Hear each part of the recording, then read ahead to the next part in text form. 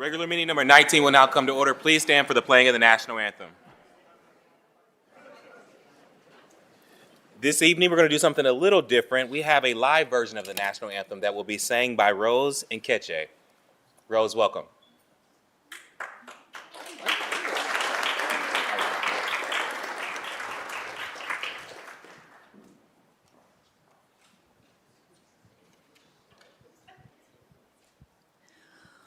Oh, say, can you see by the dawn's early light what so proudly we hailed at the twilight's last gleaming, whose broad stripes and bright stars through the perilous fight o'er the ramparts we watched were so gallantly streaming, and the rocket's red glare, the bombs bursting in air, gave proof through the night that our flag was still there. Say, does that star-spangled banner yet wave o'er the land of the free and the home of the brave?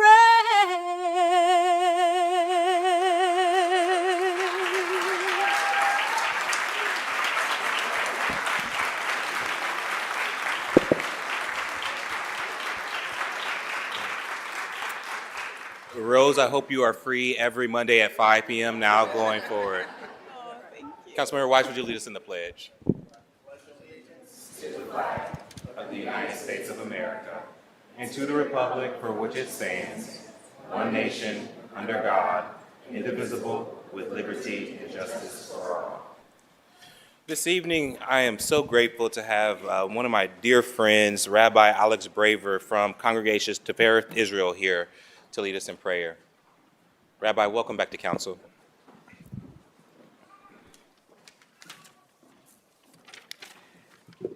Thank you. In my tradition, in the Jewish tradition, we hope and pray that the work of our lawmakers and our leaders is in furtherance of tzedek, which means justice in Hebrew. In Hebrew, tzedek can mean many things. Tzedakah, for example, from the same root, commonly means charity, whether that's giving spare change or millions of dollars. And it means that we give not only because we are moved to or because it's a nice thing, but because it is tzedek, it is an obligation and part of what makes for a just and righteous society. Justice is also something that we are commanded to pursue, as in the book of Deuteronomy, which says, tzedek, tzedek, tirdof, justice, justice shall you pursue. It is emphatic. We must actively pursue it and seek it out, not just hope that we stumble onto it. It can feel like justice is always a few steps ahead of us. And if we're not sprinting after it, and if we're not constantly in pursuit of it, and if it's not our relentless focus, then it will elude us. At the same time, justice is also something that flows from God, something whose progress is inevitable. It is God's vision for our world, a vision that we believe will eventually come to pass, no matter what obstacles stand in its way. As the prophet Amos declared in a verse that is famously quoted by Dr. King, Vayigal kamayim mishpat u'tzedakah kinachal itan. Let justice well up like water, and righteousness like a mighty stream. Rabbi Abraham Joshua Heschel, who marched with Dr. King and Selma, spoke about this same verse, saying, righteousness is not a trickle. It is God's power in the world, a torrent, an impetuous drive full of grandeur and majesty. And so we pray, Baruch Ohev Tzedakah Mishpat, blessed is the source of blessing, and blessed is the one who loves righteousness and justice. May you bless this gathering with your sense of tzedek, of righteousness and justice. Help those gathered here not just to seek out justice, but to pursue it and to chase after it and to not let it slip away as it so often does.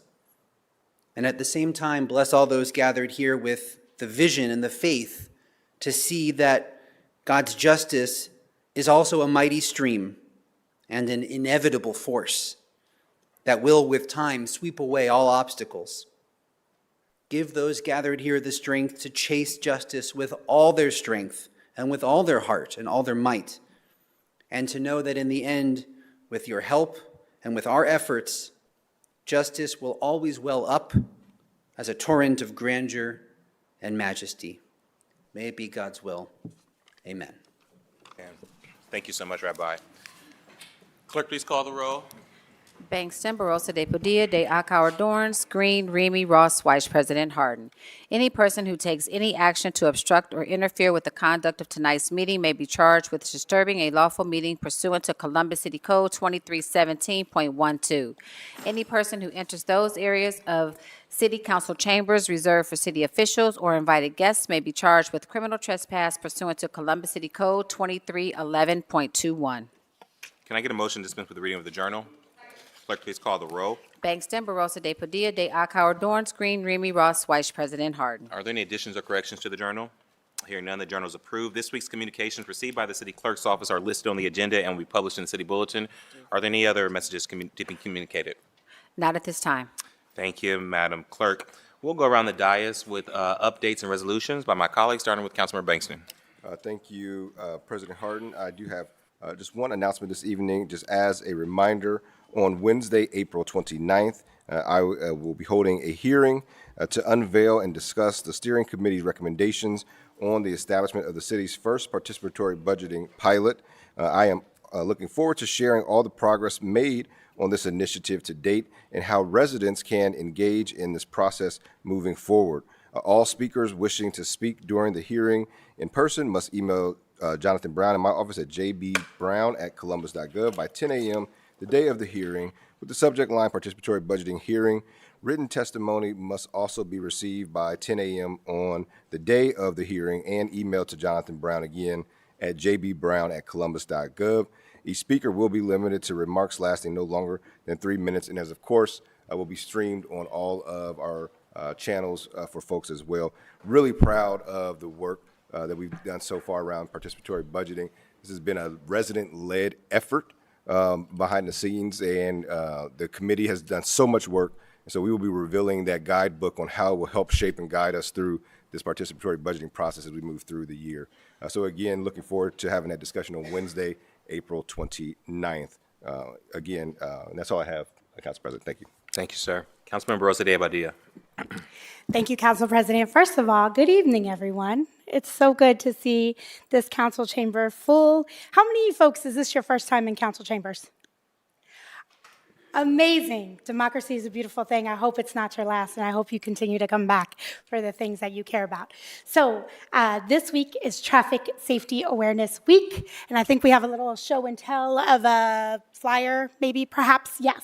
So Traffic Safety Week, we partner with Columbus City Schools and Vision Zero. Vision Zero is the idea that one day we will have 0 fatalities or serious injuries due to crashes on our roadways. This week, we're engaging students and staff in conversations about safe ways to travel to and from school. Throughout the week, students will participate in a variety of activities and programs focused on pedestrian safety, bicycle safety, and traffic awareness. So this morning, we kicked off Traffic Safety Safety Week at Hiltonia Middle School, where we put in a flashing beacon on West Mound Street. This was part of a larger traffic improvement project along West Mound Street, where we went from 4 lanes to 3 lanes. We added a turn lane, some other things to curb speeding and other things along West Mound Street. So it was amazing to start our week with students at Hiltonia.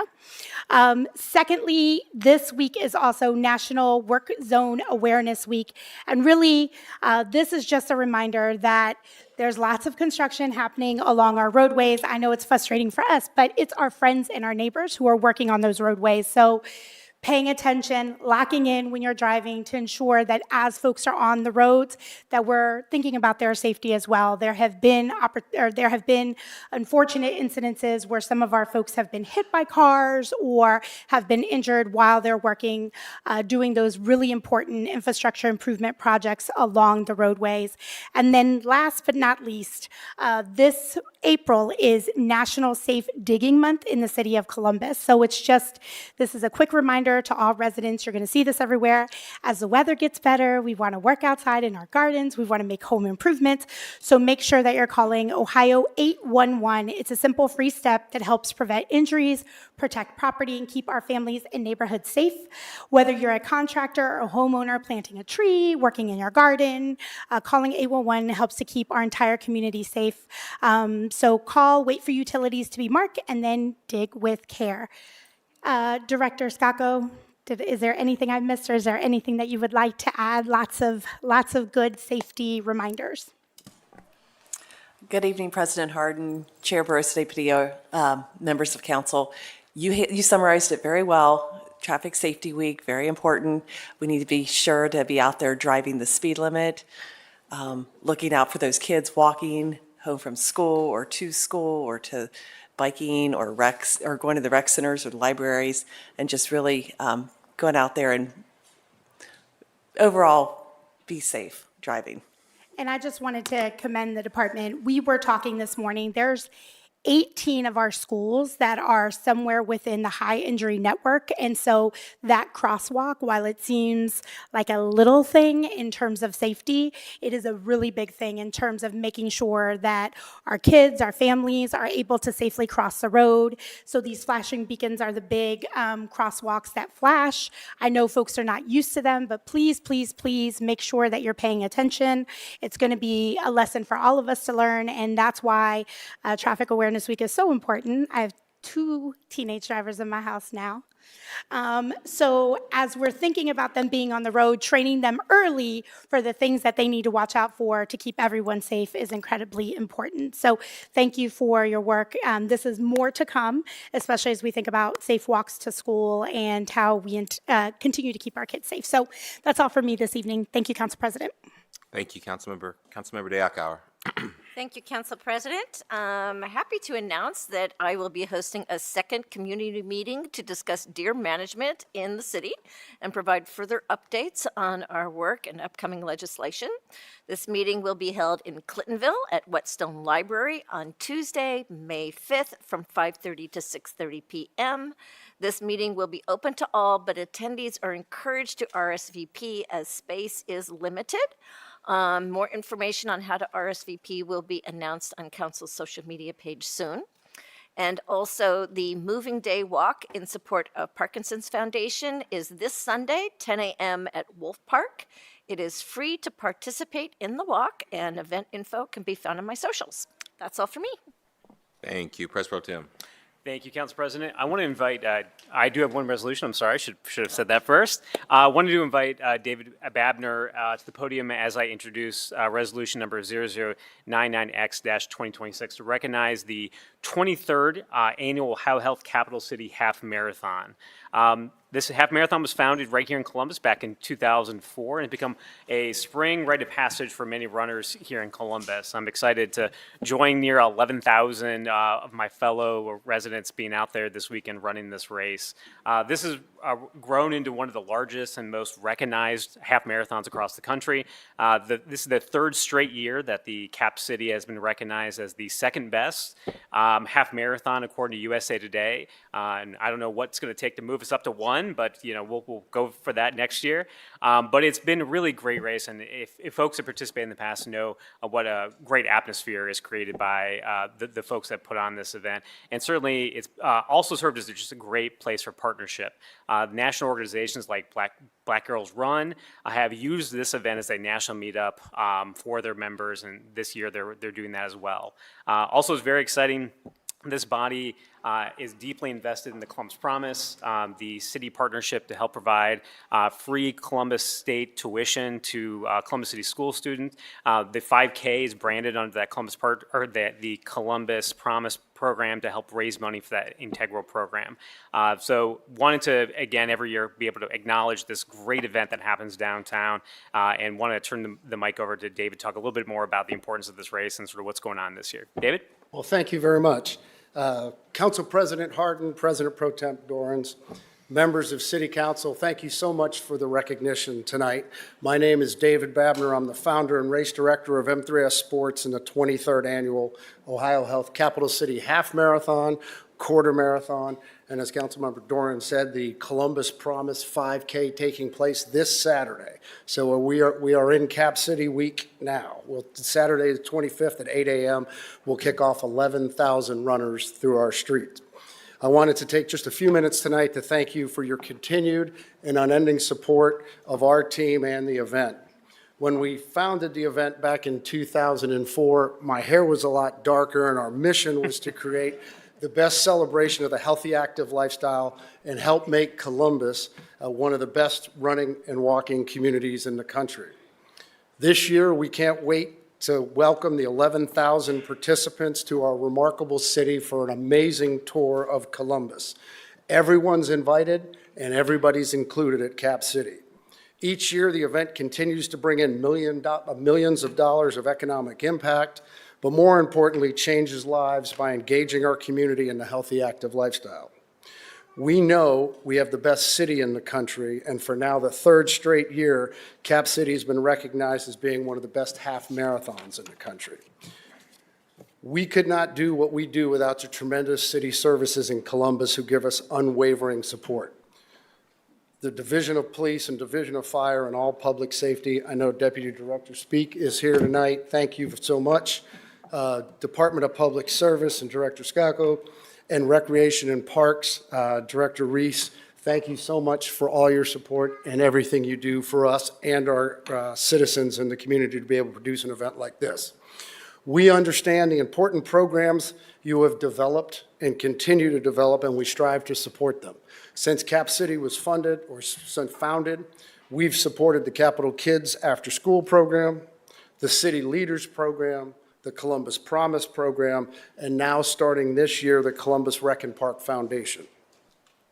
Now we have running groups and organizations coming to Cap City on an annual basis from all over the country, and this year 4 other countries. We are proud that Black Girls Run, one of the largest national running groups in the entire country, has selected the Capital City Half Marathon for the 2nd straight year for their national meetup, bringing hundreds of women from 27 different states around the country here to Columbus. I hope many of you will join us on this Friday night for the National Black Girls Run welcoming reception as we celebrate women in endurance sports. Women represent over 60% of the participants in Cap City, and at M3S Sports, we're excited to celebrate along with them and you. Also, I know many of you will. I know Councilmember Dorans is actually going to participate and run with us on Saturday morning, but I hope many of you, if not all of you, will join me Saturday morning at the event to jump up on the stage with me and welcome all of our participants and see why Cap City is one of the best half marathons in the entire country. On behalf of Ohio Health, all our other partners, the Greater Columbus Sports Commission, the 800 volunteers, and the 11,000 participants, thank you so much for the recognition and time tonight. And if you thought Rose and Ketche sang an amazing national anthem in City Council chambers, Wait till you hear her voice echo down High Street from the stage that we built there. We're so excited to have Rose and to be not only our national anthem singer, but one of our ambassadors. Her husband, Chris Glover's here as well tonight. I know Mark from council is one of our ambassadors as well. It's pretty amazing to stand here after 23 years and know that this has really become something that the city's proud of, and it's an honor and humbling just to be part of it. So thank you for the recognition. I look forward to seeing everybody this weekend. Thank you, David. And you buried the lead there. Rose's husband is not just going to be participating, but I don't know what costume he'll be wearing this year. I don't know if it's Superman or which Avenger. I think he's nodding yes, Superman. All right.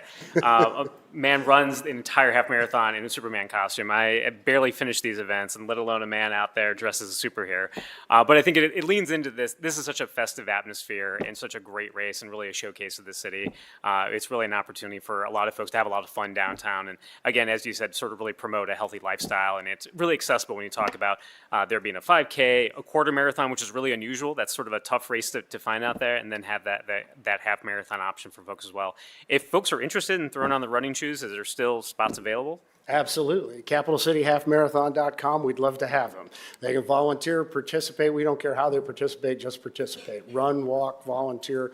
We'd love to see them out, or cheer. It's amazing on these 23 years how organic a lot of our cheer groups can. When you run and you've participated in the event a number of times, from every one of the communities that we run through, it's amazing how many people come out and cheer on the runners and walkers. So yes, absolutely, CapitalCityHalfMarathon.com with all the information. Councilmember? I just also wanted to share, I'm so excited about Black Girls Run being having such a big role this year in the marathon. Quick fun fact, in 1967, the first woman snuck into the Boston Marathon. She actually registered under a name that could have been a male's name and ran the marathon. That was 59 years ago this year. So kind of crazy that within our lifetimes, we did not believe that women could physically run a marathon, and now 60% of the women, or 60% of our runners are women. So just a fun fact to celebrate how far we have come and what this marathon means. So.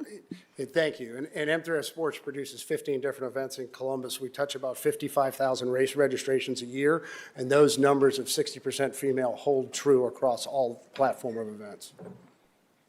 Thank you, Councilmember. And again, last thing I'll say, I'm just really excited about that partnership with the Recreation Parks Foundation, again, to help raise money for, our kids across Columbus to make sure that they're having access to youth sports and all the things that are so near and dear to the recreation park. So just really excited to see that partnership come together. And if there's no other comments, I would like to move for adoption. Bangston, Barossa de Padilla, de Akauer, Dorance, Green, Remy, Ross, Vice President Harden.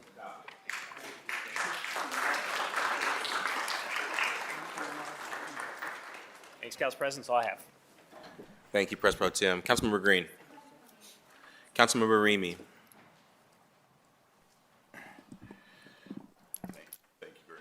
Council President, there we go. I just got two quick announcements. I have, where are my notes right now? I have a short-term rental hearing tomorrow afternoon here in Chambers that will begin at 3:30. If anybody has any public testimony or would like to speak, please get in touch with my aide, Pedro Mejia, at columbus.gov. So PD Mejia at columbus.gov. That's PDMEJIA at columbus.gov by noon tomorrow, and he will make sure that you are signed up.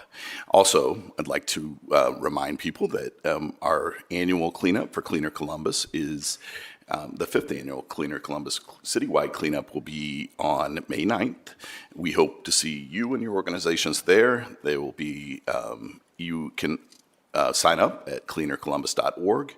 We will be working across the city on May 9th, so please go to cleanercolumbus.org to sign up. Thank you very much, Council President. That's all I have.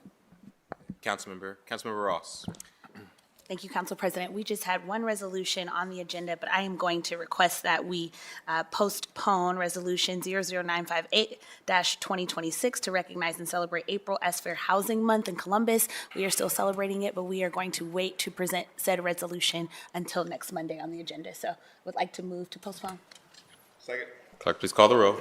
Bangston, Barossa de Padilla, de Akauer, Dorance, Green, Remy, Ross, Vice President Harden. Postponed. Thank you. That's it from me. Thank you. Councilmember White. Thank you, Council President. I have one announcement and one resolution this evening. First, I'm excited to share that our next Act With Us volunteer opportunity will be taking place this Saturday, April 25th from 10 a.m. to 12 p.m. in honor of Earth Month. In partnership with A Step in the Right Direction, we'll be meeting at the corner of North Chase Ave and Steele Ave to clean up litter in the North Hilltop neighborhood. All are welcome to join. You can learn more and RSVP at columbus.gov/actwithus. Next, I would like to invite John McNamara, Board President, and Colin Simpson, Board Member of Green Columbus, to the podium.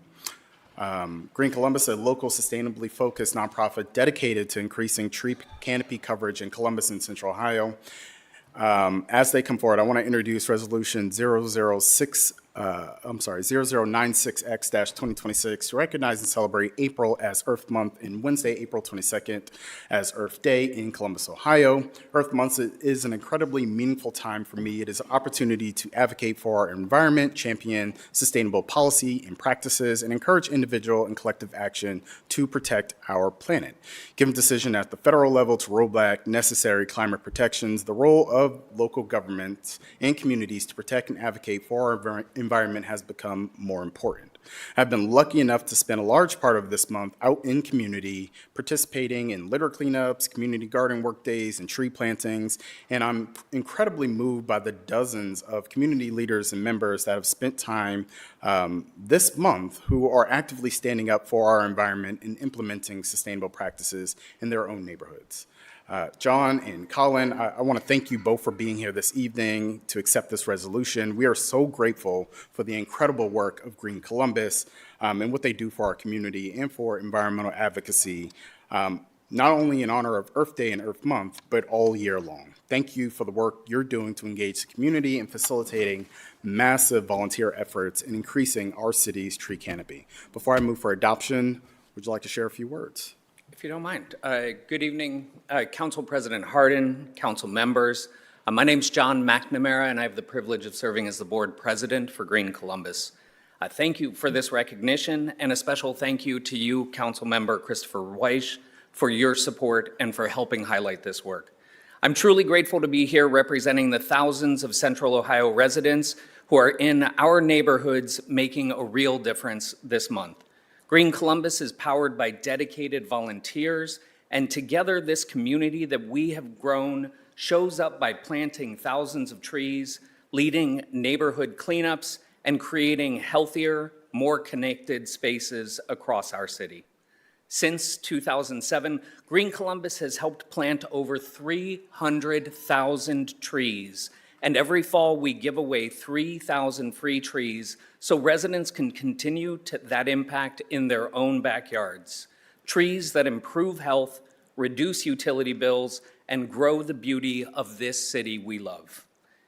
Each April, that community spirit comes to life through our Earth Month volunteer program, which has been recognized as the nation's largest volunteer-driven Earth Month effort. This past year, more than 5,000 volunteers contributed over 22,000 hours over 170 work sites. All of that work culminates at our Green Columbus Earth Day celebration, where we recognize and thank our volunteers while bringing the broader community together. I'd like to invite all council members and staff to join us this Sunday, April 26th, at Scioto Audubon Metro Park from 11 to 7. This free community event will feature over 80 local vendors, live music, food trucks, educational demonstrations, and plenty of opportunities to get involved. If anyone would like to get more involved, you can find more information at greencbus.org or follow us on our social media. Thank you again for this recognition and supporting the people who are making Columbus a cleaner, greener, and stronger community. John, thank you for being here, for the advocacy and for the work that Green Columbus does. I had the pleasure of joining them for a tree planting on the west side. Sadly, I was like 30 minutes late, and they had already planted how many trees in that short amount of time? 500 trees. The Hispanic Coalition works fast. It was impressive. And it was impressive work to see all of that done. Yes. I got to get my photo op. I did plant one, so Yes. there is one tree that I have to go back and look at 10 years from now. Any Councilmember De Acau. Thank you so much for doing real things out there planting trees. Some folks talk, you guys do. Year after year, you deliver. And so I appreciate that so much. So thank you for all the work you do. Thank you, Councilmember. All right, anyone else, thoughts? With that, I move for adoption. Clerk, please call the row. Bangston, Barosa de Padilla, de Akauer, Dorance Green, Remy Ross Weiss, President Harden. Adopted.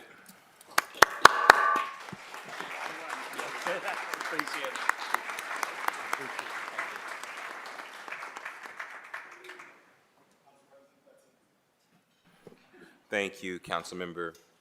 Well, I think it's my only announcement, but this is the first council meeting that we have had since Auditor Megan Kilgore has announced that she's taken an amazing opportunity for her and her family. And you know, I told this to her privately earlier this week or last week that she had just about the largest of shoes to step into following Mr. Dorian.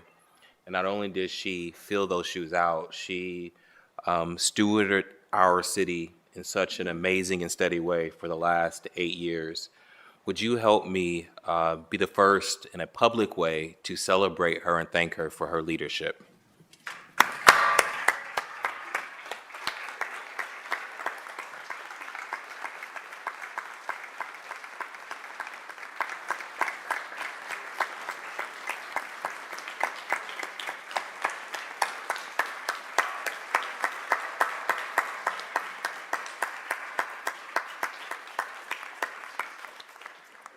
Now, this is not the day where we go around the dais and cry and stuff. That will come.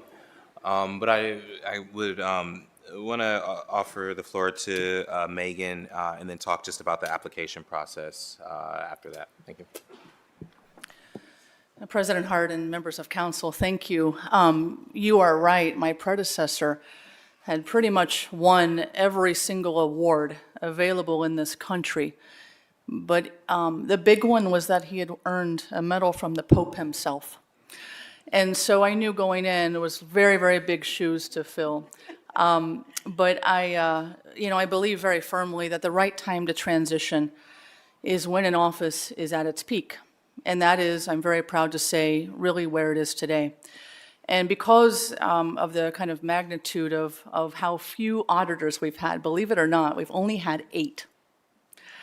I'd like to share, if you will allow me, just a few reflections as you consider this appointment, which is of course yours. The city auditor in many ways is the quiet backbone of a lot of things. I say we kind of keep the lights on of our city.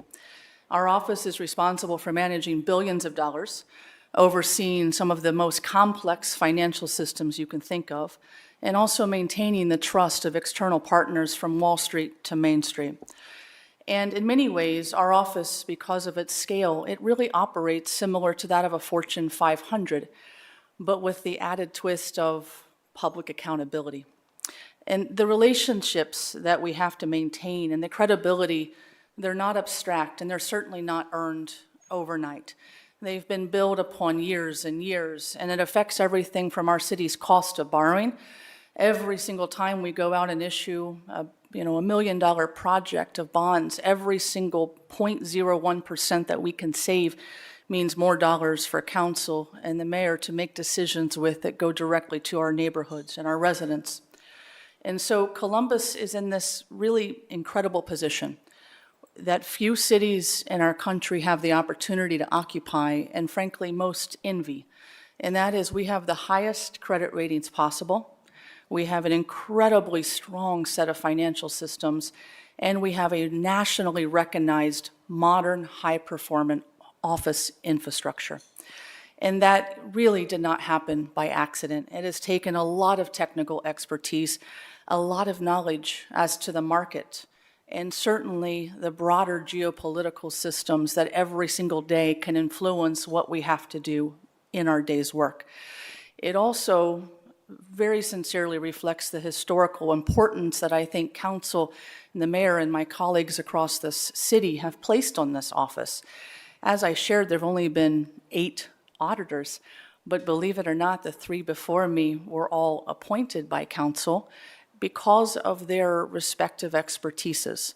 It's a really, really interesting history, but for those individuals who served for almost, I think, 82 years, they all came from positions of national and state leadership. And so, you know, as I really request your support and participation as you think about who is next and who is going to be best to lead the city, you know, forward.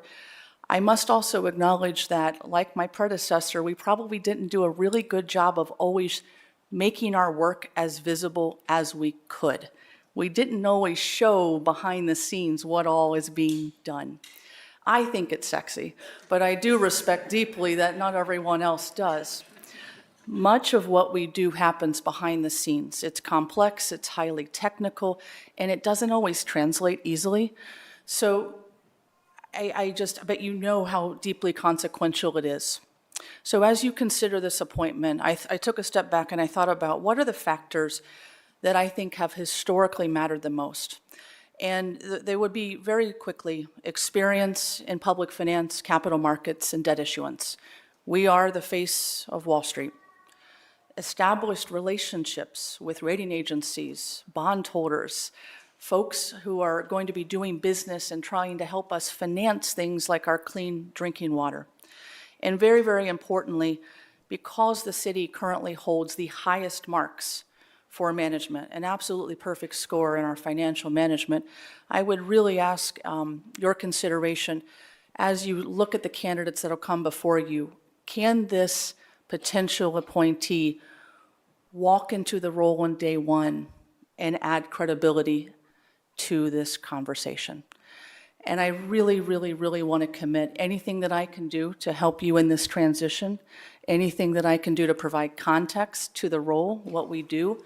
I will be your partner this week, next week, whatever I can do to help. Thank you so much for caring, really. There are a lot of people upstairs in the balcony who are really, really on pins and needles about the next steps, and committed to doing what I can. Council President, thank you.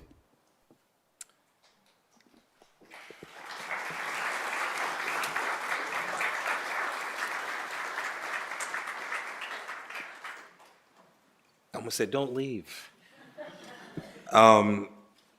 So council is accepting, thank you, Megan. Seriously, thank you for your leadership. Thank you for your friendship.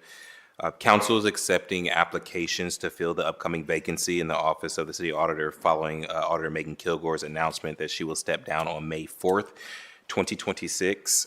Interested residents are encouraged to apply using the form on council's website. Applications will be accepted through Thursday, April 23rd at 12 p.m. And just to be clear, and this might even be a question for Mr. Bias, one of the reasons why this might seem like an extremely tight turnaround, it is because it is our understanding that charter says that we cannot be without a auditor. And so when Auditor Kilgore told us the date she would like to leave, we are working our very best to make sure that in very short order, we run a open and transparent process that will allow us to have an auditor in place so that you, as you certainly have the right to do, can make your transition. And so is that our understanding? Okay. Well, thank you again, Auditor Kilgore. And like I said, there will be, I'm sure, we will be a part of the many recognitions and celebrations of your service to our community over the last really decade or so, more than a decade you've been in this building. So thank you. Are there any other comments by elected officials? Treasurer, City Attorney's Office. Are there any requests by members of council for the removal of an ordinance or resolution from the consent portion of the agenda? Hearing none, may we now have a motion to waive readings of the titles of 30-day legislation by the city clerk. Clerk, please call the roll. Bangston, Barosa de Padilla, de Akauer, Dorrance, Green, Remy, Ross, Weiss, President Harden. Thank you. Will the clerk now read into the record the ordinance numbers of 30-day legislation on tonight's agenda for first reading? Public Service and Transportation Committee, we have ordinance 924 and 1032-2026. Neighborhoods, Recreation, and Parks Committee, we have ordinance 956-2026. Housing, Homelessness, and Building Committee, ordinance 1059-2026. Public Utilities and Sustainability Committee, resolution 82X-2026. Ordinances 673, 689, and 996-2026. Zonings, we have ordinance 290, 1035, and 1136-2026. Variances, we have ordinance 291, 1036, 1116, 1137, 1139, and 1143-2026. Thank you, Madam Clerk. The following ordinances appear on our agenda as consent action. Will the clerk read those into the record? Resolutions of expression 102X, 92X, 97X, 98X, 106X, 107X, 94X, and 101X-2026. In Finance and Governance Committee, we have ordinance 746, 1002, 1018, 1098, 1131-2026. Economic Development and Small and Minority Business Committee, we have ordinances 961 and 952-2026. Public Service and Transportation Committee, we have ordinance 937-2026. Neighborhoods, Recreation, and Parks Committee, we have ordinance 679-2026. Health, Human Services, and Equity Committee, we have ordinance 1007, 1011, and 1014-2026. Public Safety and Criminal Justice Committee, ordinance 901, 977, and 978-2026. Housing, Homelessness, and Building Committee, ordinance 926, 990, 993, and 1101-2026. Public Utilities and Sustainability Committee, we have ordinance 878, 893, 992, 942, 992, 1013, and 1038-2026. Appointments, we have A32 and A80-2026. Thank you, Madam Clerk. Are there any questions or comments on the consent portion of the agenda? Hearing none, may we have a motion of approval of these items designated as consent? Clerk, please call the roll.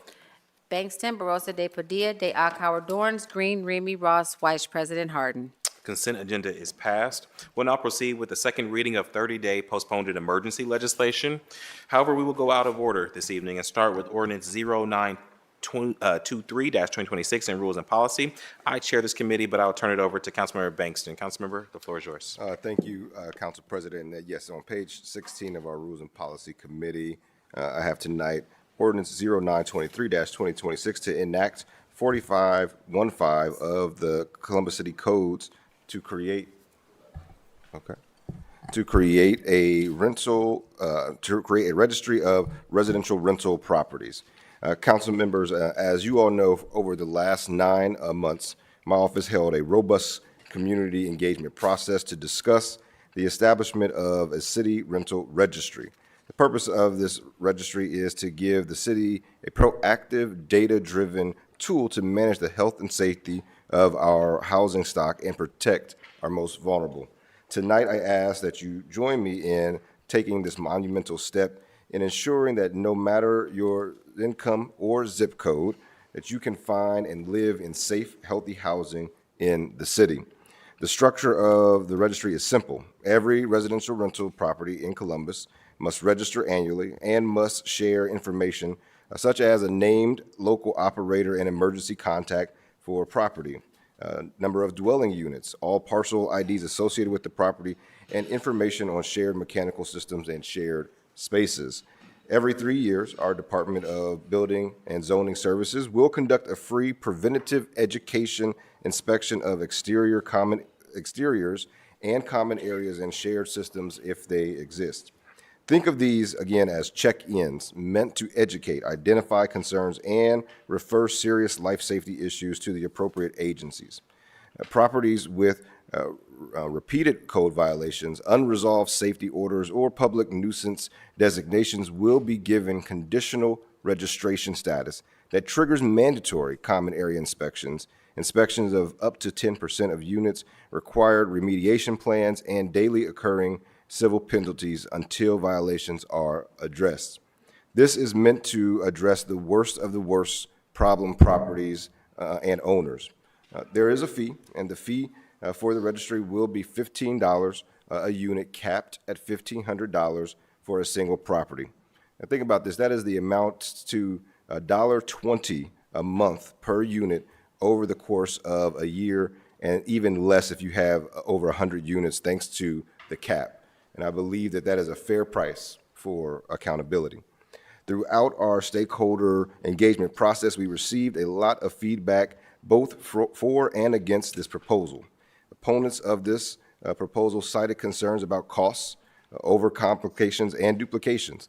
And let me be clear, as chair of the Economic Development Small Business Committee, I heard and empathized with those concerns, as our housing providers are small businesses in many cases. They are a part of the small business ecosystem. And so throughout that process, we made many changes to the rental registry that you see today and heard their feedback in earnest. In addition to all of that, we made sure to engage our partners in the Franklin County Auditor's Office throughout this process to ensure that this registry also made sense to them, given their ownership of the state-mandated registry that is held at the county. Before I go on, and I know we do have some speakers, I do want to have some clarifying questions here of both Director Messer and Director Stevens, because this was truly a partnership between Building and Zoning as well as our Department of Development. Director Messer, we've heard folks claim that this registry is really duplicative and unnecessary. Can you just speak to where the county auditor is on this proposal?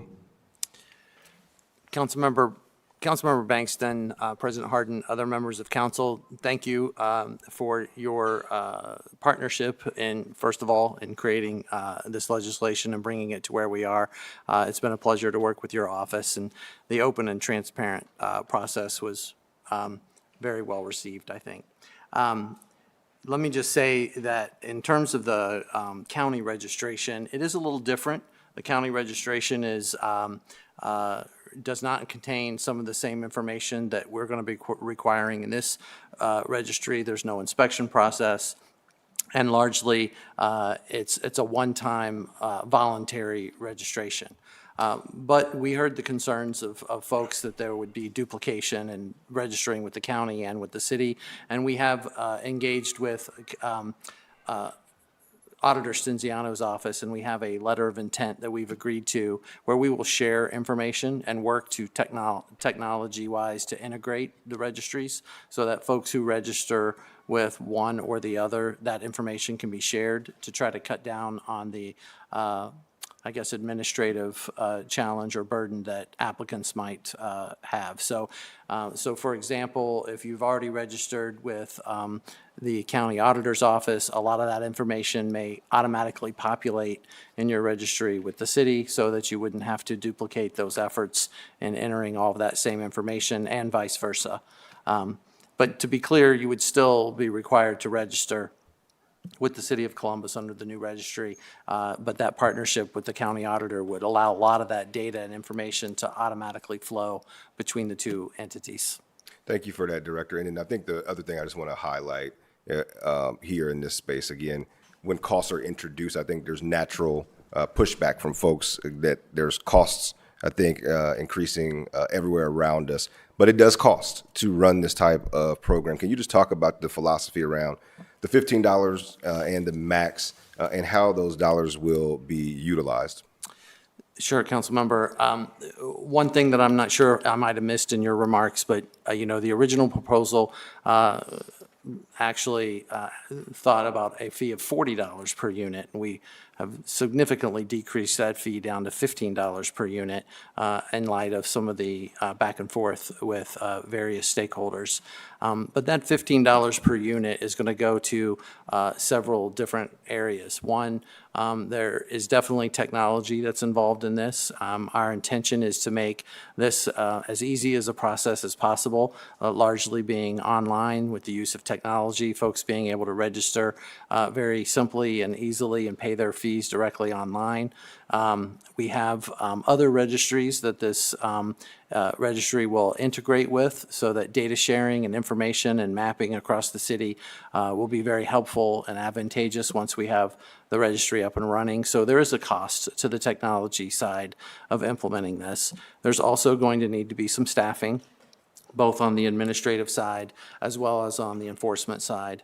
And the inspection piece that you mentioned earlier, which will be free of charge to the customer, comes at a cost to us as well. And so we will be implementing all three of those areas. Thank you for that. And then I want to go to our Department of Development. Director Stevens, I know that you all are on the front lines of housing. Can you just speak to how this data that we will now have, how will that help inform the city's housing strategy? Good evening, President Hardin, Chair Bankston, members of council.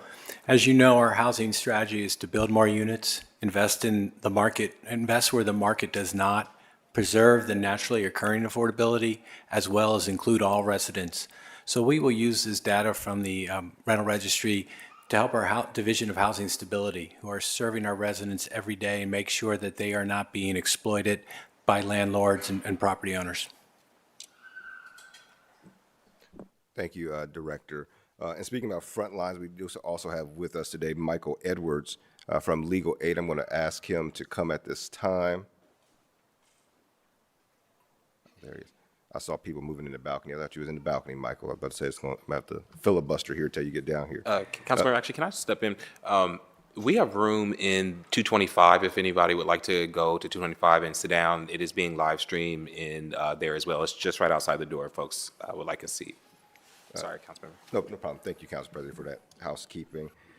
Again, I want to invite Michael just to give some remarks. You know, you're with Legal Aid and on the front lines for us enforcing our housing equity in the city. So I'll turn it over to you, Michael. Thank you, Councilman, and thank you to the council as a whole. Thank you to the members of the City Council for your leadership in advancing this rental registry ordinance. This legislation reflects an important truth. Columbus is no longer a small and mid-sized rental market. It functions like a major metropolitan housing system.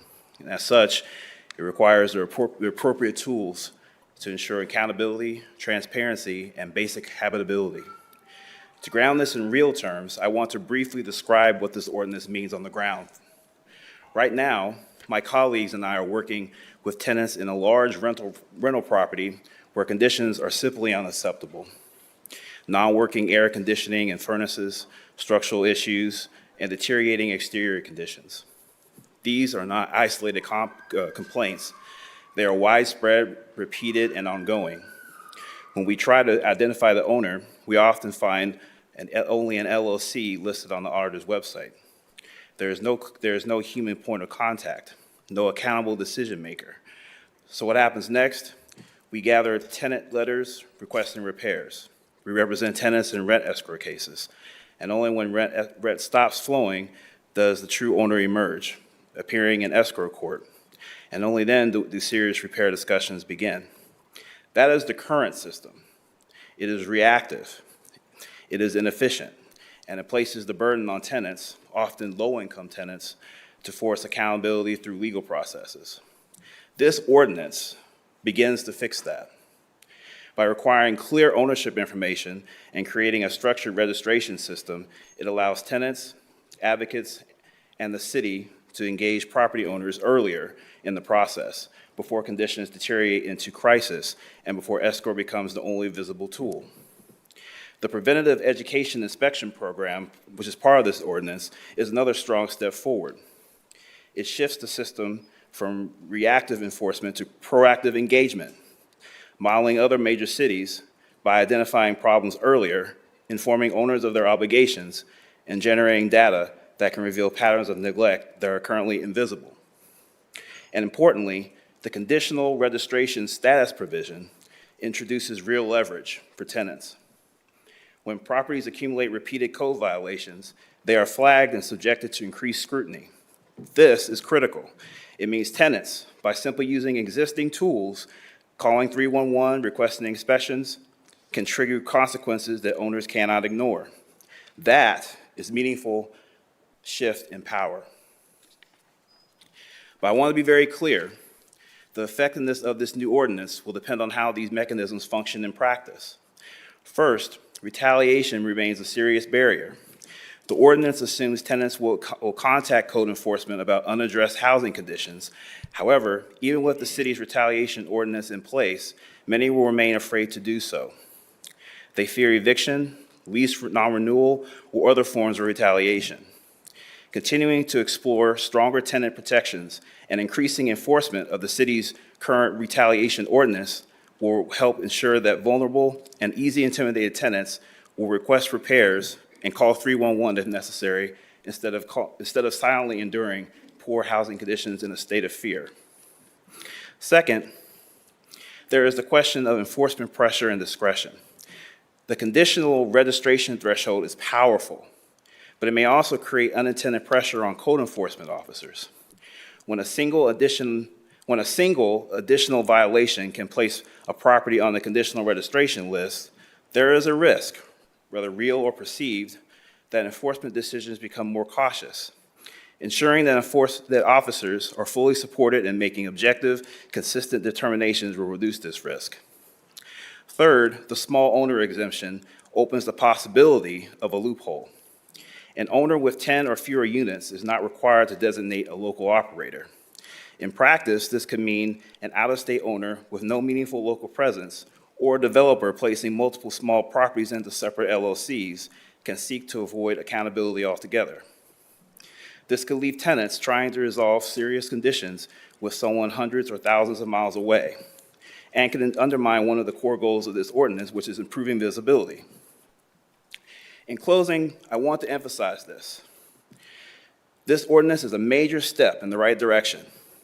Columbus is a major metropolitan city now, and we need visibility into the condition of rental housing to protect the safety of our residents. This is not just about data, registration, or compliance systems. It is about whether tenants can live in a safe, habitable housing without having to initiate legal action just to get basic repairs. It is about whether accountability is proactive or only triggered by crisis. And it is about whether the city is willing to continue building on this foundation to close the gaps that experience will inevitably reveal. This is a strong and necessary step forward that will help Columbus tenants. On behalf of LASCO, we thank the council for the hard work that went into this legislation, and we appreciate the commitment to examining it and refining it over the coming years. Thank you. Thank you, Michael.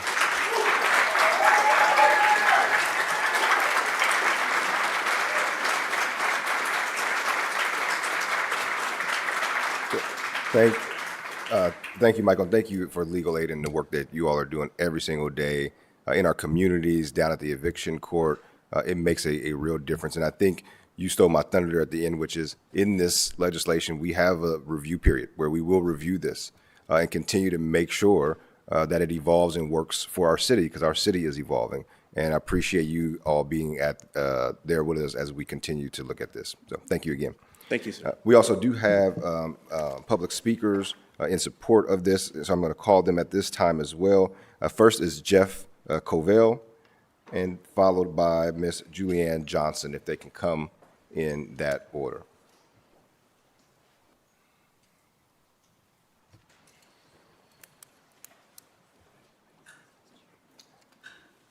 And Mr. Covell, welcome back to council. Your name, any organization you represent, and you have 3 minutes.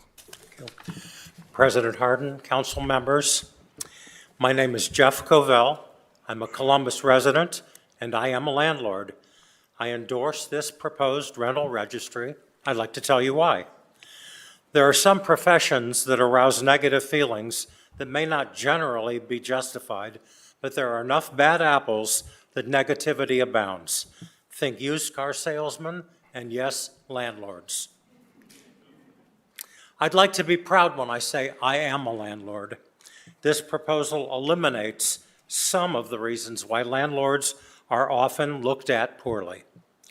The rental registry proposal is more than reasonable. The fee is so low as to be laughable. the requirement to identify the owner, to have local contact for emergencies and repairs. Any property owner who resists this is not responsible and deserves closer scrutiny by the city. Knowing who to call locally for problems and emergencies is just common sense. A city inspector looking around the exterior and common areas every 3 years? Come on, other landlords, what are you afraid of? Does this registry duplicate the county? No. The county registry is not enforced. I had unregistered properties for years before I even knew the county registry existed. No one called, no one contacted me. One more reason for my support, my tenants. My tenants provide me with income. They deserve to be treated fairly. On a business level, I deserve timely payment. My tenants deserve clean, safe housing and a local contact in order to report problems. Thank you.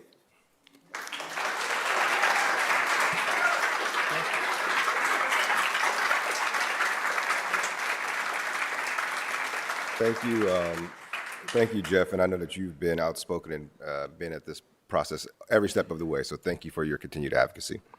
Next is Ms. Julianne Johnson. Thank you, Councilman Baxton, President Harden, and council members. I'm here on behalf of a Haitian immigrant family who I've been working with, who can't take the risk of coming forward. So my name is Julianne Johnson. I live on the east side of Columbus. I'm a member of Redeemer Lutheran Church on James Road. It's near Scottwood, and an active member of Bread. I am here to speak in favor of the registry. For the past year, our church has been helping Haitian immigrants that are in our community. I have particularly been involved with a family, with a couple with 2 children, one 6 years old and the other 5 months old. They live in an apartment complex that has 4 buildings of about 35 apartments each on the east side of Columbus. Although I'm retired now, my career was spent advocating for people with disabilities. I get how systems work and don't work for people, especially those living on the margins. I have intervened for this family when they got an eviction notice, which when I researched it was based only on a late fee they didn't know about because their check didn't get to Cleveland when they turned it in at the local office. I intervened when they had no heat in early December when the baby was less than 2 weeks old. I intervened 1 month that their rent had been stolen by an office staff person, and they were again charged. The common areas of their building, which are not secured, are filthy and in ill repair. People gather there with arguments, drinking, smoking, whatever, on very frequent occasions. They have tried unsuccessfully to address their issues themselves, which is what they'd prefer to do. It's not been successful without somebody else intervening. So I go to the office now every 2 or 3 months and frankly use my privilege to get things they should be able to get for themselves. This family takes real risks living day to day in this city as immigrants. I urge you to pass this rental registry, give them and others another tool to handle the issues they face. Thank you very much. Ms. Johnson. Ms. Johnson. Ms. Johnson. Ms. Johnson, I know you probably couldn't hear me over the thunderous applause. I think Councilmember Rosa De Padilla had a comment or a question for you. I did. I just wanted to say thank you. I wanted to say thank you because, I think when you talk about people living on the margins, I think language attainment is still a challenge. My parents came to this country in 1970 when there was no ESL. My sisters went to school and completely learned in English classrooms where they spoke 100% Spanish and people spoke 100% English. If it was not but for community members like yourself and other people who reached out and who were the spokesperson who could break down systems for them, who could translate things for them, that wouldn't have happened. And that's the work that you're doing. That's the work that Brett is doing.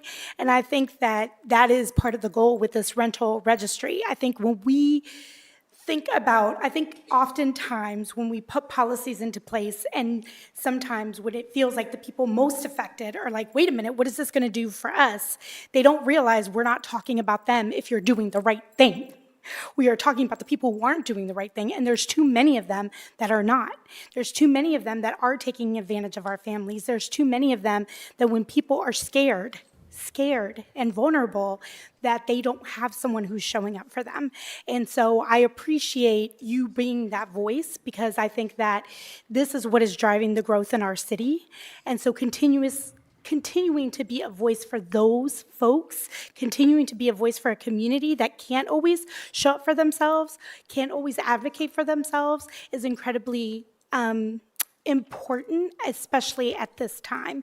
So I think especially as we talk about tenants' rights, this community, and not just Haitian, wherever you come from in the world, are some of the folks who are getting most taken advantage of. And so I just want to thank you for bringing that perspective into the conversation, because it is taking care of everyone. And if we take care of the people furthest from justice, then all boats will rise, and we ensure that everyone is just. We ensure that a system is accessible to everyone. So I just wanted to just say thank you for being here tonight, and thank you for continuing to advocate for that family. And you are my neighbor, because I live right off of James Road. And so. every time I go, I'm aware of how many other people don't have somebody to step in for them, and how I can't do that. But there are many people who don't have the privilege of having somebody that they've made a contact with that can do that. 100%, and they're not always here. Yeah. And they don't know to come down here, and they don't know to be that voice. And so, it's for them too. yeah, so thank you. Thank you.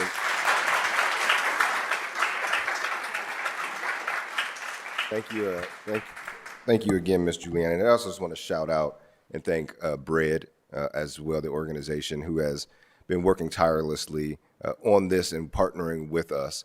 I especially want to thank them because I said early on that legislation is many times about compromise.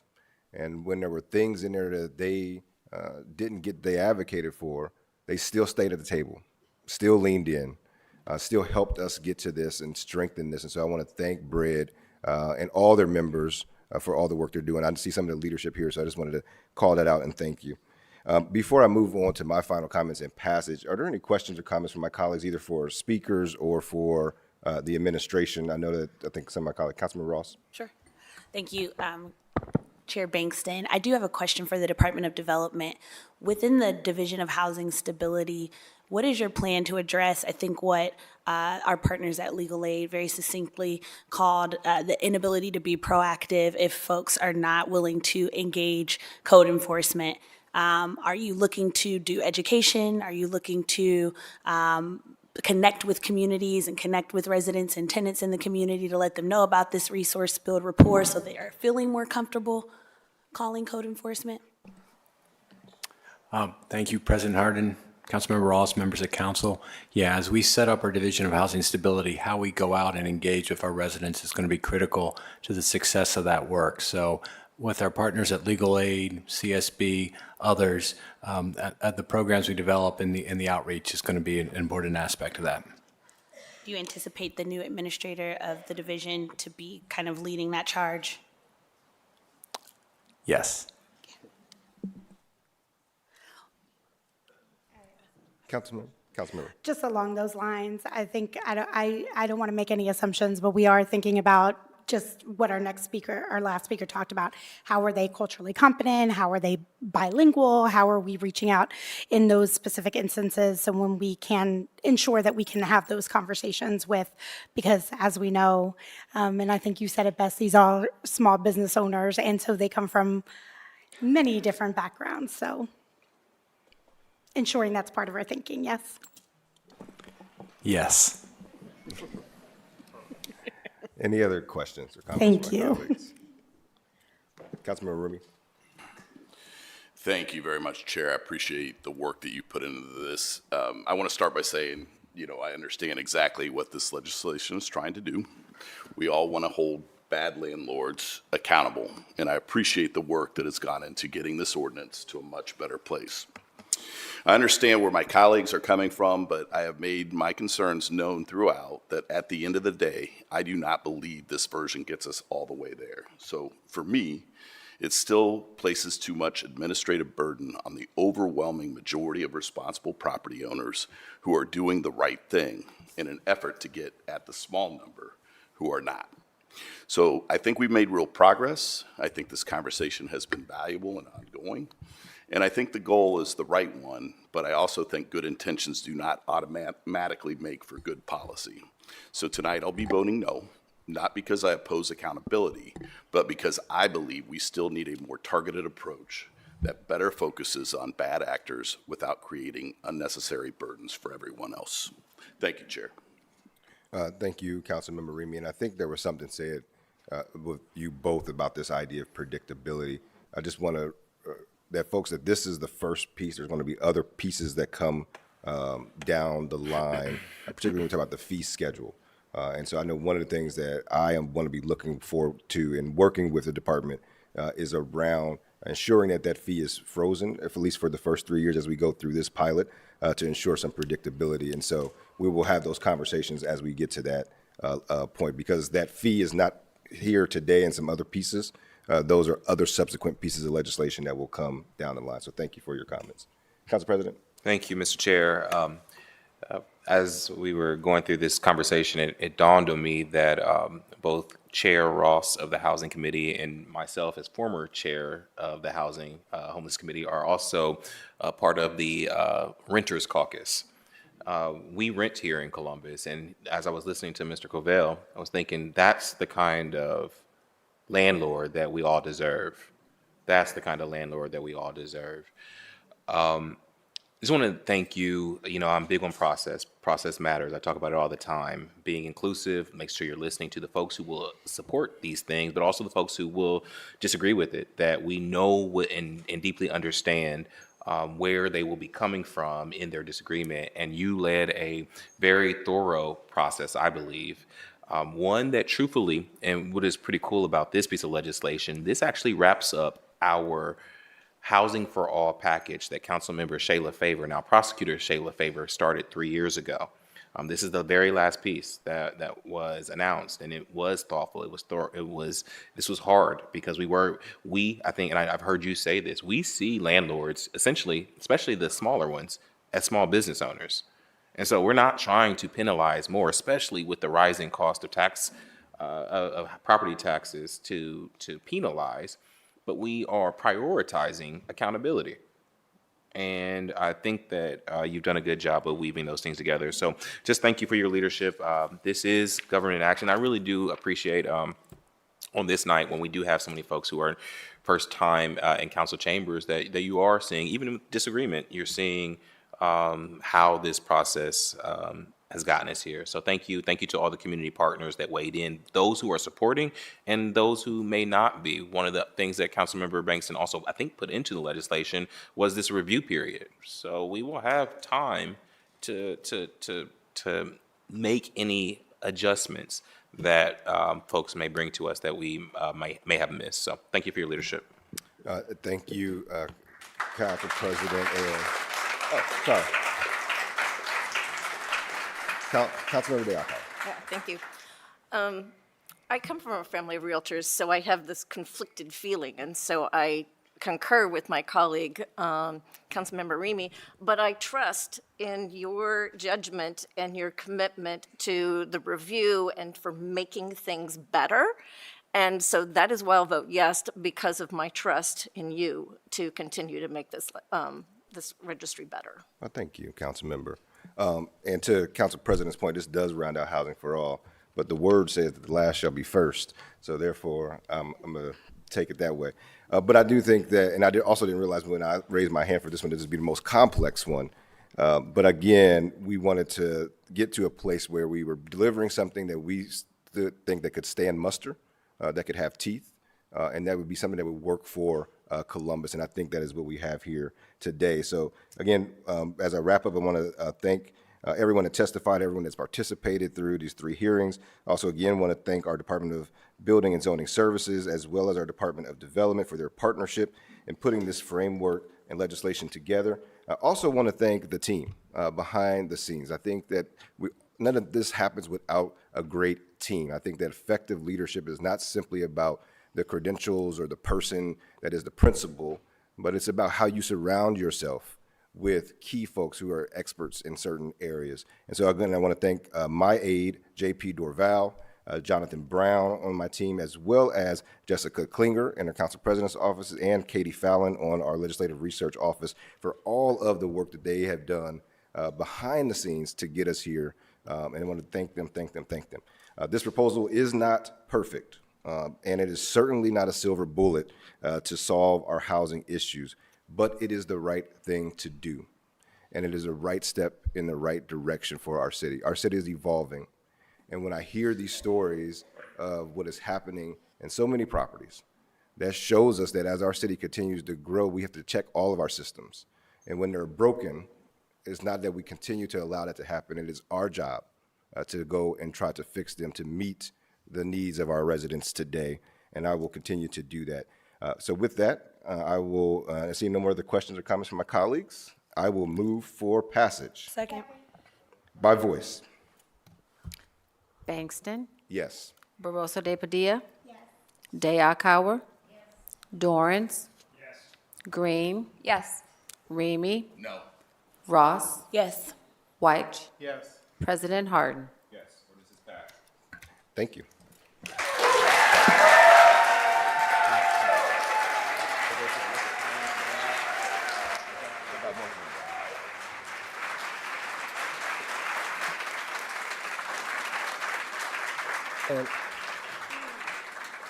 And Council President, may I move to the Finance and Governance Committee? Please. Thank you. First up in Finance and Governance, we have Ordinance 0634-2026 to authorize the Director of the Department of Finance and Management to enter into a contract for the option to purchase waste identification, disposal, and emergency spill response services with Buckeye M Contracting LLC to weigh the competitive bidding requirements that the Evaluation Committee for the Best Value Procurement be made up of an odd number of people and to authorize this expenditure. This ordinance establishes a universal term contract with Buckeye M Contracting LLC for the identification and cleanup and disposal of hazardous and non-hazardous waste. 3 bids were received, and Buckeye M Contracting received the highest score. Are there any questions or comments from my colleagues? Seeing none, I move for passage. Clerk, please call the roll. Bankston, Barosa de Padilla, Day Akauer, Dorrance Green, Remy Ross, Vice President Harden. Passed. My bad. And finally, in the Finance and Governance Committee, we have Ordinance 0983-2026. This ordinance authorizes the Director of the Department of Technology to enter into a contract with VASC Computer, Inc. for Oracle software licenses, maintenance, and support services to authorize the expenditure of $1,048,972.65 from the Department of Technology Information Services Operating Fund and to declare an emergency. Oracle is the database engine behind multiple applications in the city of Columbus, such as Accela, the Columbus Utilities Billing System, and the Work and Asset Management System. 2 bids were received for Oracle software licenses, maintenance, and support services in March of this year. VASC Computer, Inc. was the lowest bidder. To ensure no service interruption and the establishment and to establish a purchase order at the earliest possible date, emergency designation is being requested. Are there any comments or questions from my colleagues? Seeing none, I move for passage. Clerk, please call the roll.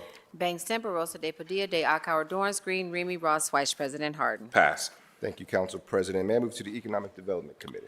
Chair, if it's all right, I think I'm going to call for recess. And just to explain to folks who, again, who are not here often, by code, we have to recess and take the zoning meeting at 6:30 p.m. We only have 3 ordinances on the zoning committee, so we anticipate this being very quick. And I think that a lot of folks here are want to be part of the larger conversation that we're going to have in your committee coming up. So if you don't mind, is there a motion to recess for zoning? So moved. Clerk, please call the roll. Bangston, Barosa de Padilla, de Akauer, Dorance Green, Remy Ross, Vice President Harden. We are in recess. We will start zoning kind of promptly at 6:30-ish.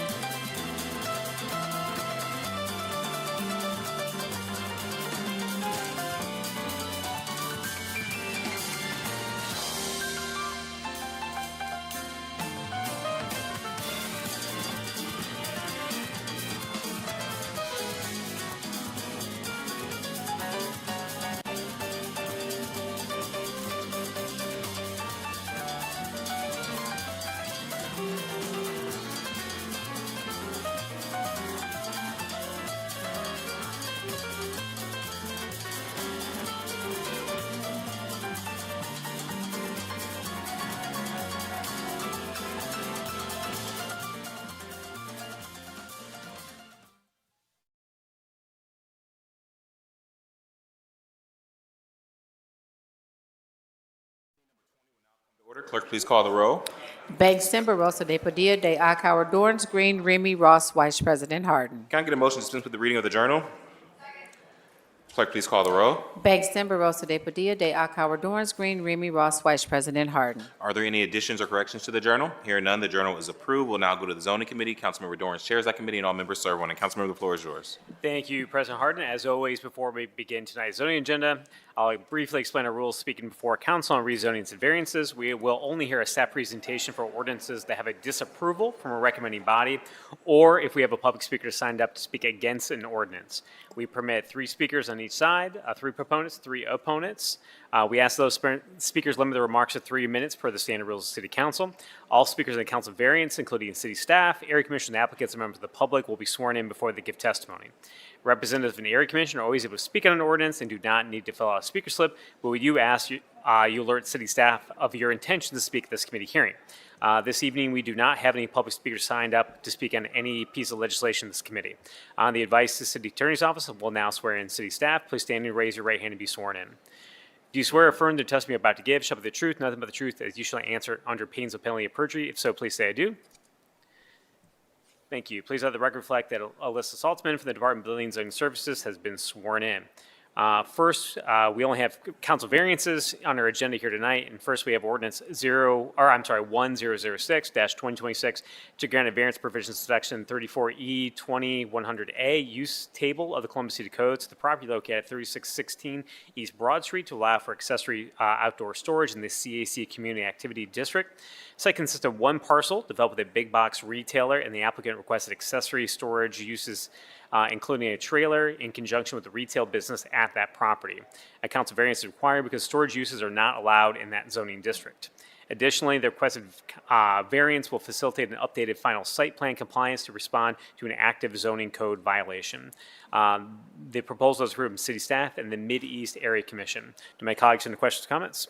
Seeing none, I first move to accept the entire staff report into evidence as an exhibit. Clerk, please call the roll. Bangston, Barosa de Padilla, de Akauer, Dorance Green, Remy Ross, Vice President Harden. Accept it. Thank you. Next, move to adopt the findings of staff as the findings of council. Clerk, please call the roll. Bangston, Barosa de Padilla, de Akauer, Dorance Green, Remy Ross, Vice President Harden. Adopt it. Thank you. I move to amend as submitted to the clerk. Clerk, please call the roll. Bangston, Barosa de Padilla, de Akauer, Dorance Green, Remy Ross, Vice President Harden. Amend it. Thank you. I now move for passage as amended. Clerk, please call the roll. Bangston, Barosa de Padilla, de Akauer, Dorance Green, Remy Ross, Vice President Harden. Pass. Thank you. Next, we have ordinance 1033-2026, granted variance provisions in section 3353.03 permitted uses, 3361.02 permitted uses, and 3361.03 development plan, and 3361.04B performance criteria. The Columbus City Codes are properly located at 7400 Huntington Park Drive to allow a residential treatment facility with reduced development standards in the CPD Commercial Plan Development District. The site consists of 1 parcel developed an existing residential treatment facility. The requested council variance will legitimize that existing use. A council variance is required for the inpatient aspect of this type of facility. A proposal has approvals from city staff and the Far North Columbus Communities Coalition. Do my colleagues have any questions or comments? Seeing none, I move to accept the entire staff report into evidence as an exhibit. Clerk, please call the roll. Bangston, Barosa de Padilla, de Akauer, Dorance Green, Remy Ross, Vice President Harden. Accept it. Thank you. I next move to adopt the findings of staff as the findings of council. Clerk, please call the roll. Bangston, Barosa de Padilla, de Akauer, Dorance Green, Remy Ross, Vice President Harden. Adopt it. Thank you. And finally, move for passage. Clerk, please call the roll. Bangston, Barosa de Padilla, de Akauer, Dorance Green, Remy Ross, Vice President Harden. Passed. Thank you. And next we have ordinance 1034-2026 to grant a variance provisions to section 333.2.037 R2F Residential District, 3312.49C required parking, 333.14 R2F area district requirements, 333.2.19 fronting, 333.2.21 building lines, 333.2.25 AB required side yards, 333.2.27 rear yard, and 333.2.28 obstructions in required side yard. The Columbus City Codes are property located at 358 East Deschler Avenue to allow residential development with reduced development standards in the R2F residential district. Site consists of 4 parcels, lots A, B, C, and D. Lots A and C are undeveloped. Lot B is developed with a 2-unit dwelling proposed to be demolished, and Lot D is developed with a 4-unit dwelling. The requested council variance will allow a new 2-unit dwelling on lots A, B, and C, and will conform the existing 4-unit dwelling on Lot D. A council variance is required because the current zoning district allows only 1 single or 1 2-unit dwelling per lot, but does not allow for a 4-unit dwelling. Development standards variances for each lot are also included in this request. Proposal is approved from city staff and the Columbus Southside Area Commission. Do I make colleagues have questions or comments? Seeing none, I move to accept the staff report into evidence as an exhibit. Clerk, please call the roll. Bangston, Barosa de Padilla, de Akauer, Dorance Green, Remy Ross White, President Harden. Accepted. Thank you. And next, move to adopt the findings of staff as the findings of council. Clerk, please call the roll. Bangston, Barosa de Padilla, de Akauer, Dorance Green, Remy Ross White, President Harden. Adopted. Thank you. And finally, move for passage. Clerk, please call the roll. Bangston, Barosa de Padilla, de Akauer, Dorance Green, Remy Ross White, President Harden. Passed. Thank you, Council President. That's all we have for tonight's zoning agenda. Thank you, Mr. Chair. Is there a motion to adjourn? Clerk, please call the roll. Bangston, Barosa de Padilla, de Akauer, Dorance Green, Remy Ross White, President Harden. Meeting is adjourned. I'm also going to do a little bit more house cleaning or cleanup now. I'm going to get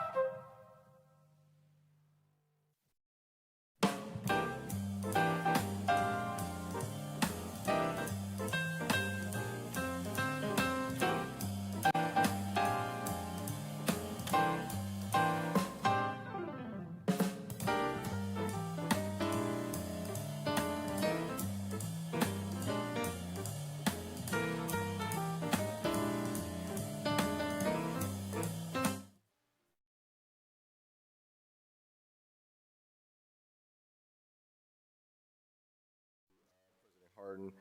First, in the Economic Development and Small Minor Business Committee, we have ordinance 0636-2026 to amend the 2025 capital improvement budget to appropriate funds within the AC Humco 2 TIF Fund, Harrison West Recreation Park Fund, Wagner Road TIF Fund, and Wagner Road TIF Capital Fund to transfer funds between the Wagner Road TIF Fund and Wagner Road TIF Capital Fund to transfer funds respectively within the Development Taxable Bond Fund, AC Humco 2 TIF Fund, Harrison West Recreation Parks Fund, Wagner Road TIF Capital Fund, and Rocky Fork TIF Capital Fund to authorize the Director of the Department of Development to enter into a contribution agreement and restrictive covenant for the public parking spaces, public infrastructure improvements, and public art and placemaking improvements associated with the Greenhouse Gravity Project, to authorize the expenditure of $2 million from the Development Taxable Bond Fund, AC Humco 2 TIF Fund, Harrison West Recreation and Park Fund, Wagner Road TIF Capital Fund, and Rocky Fork TIF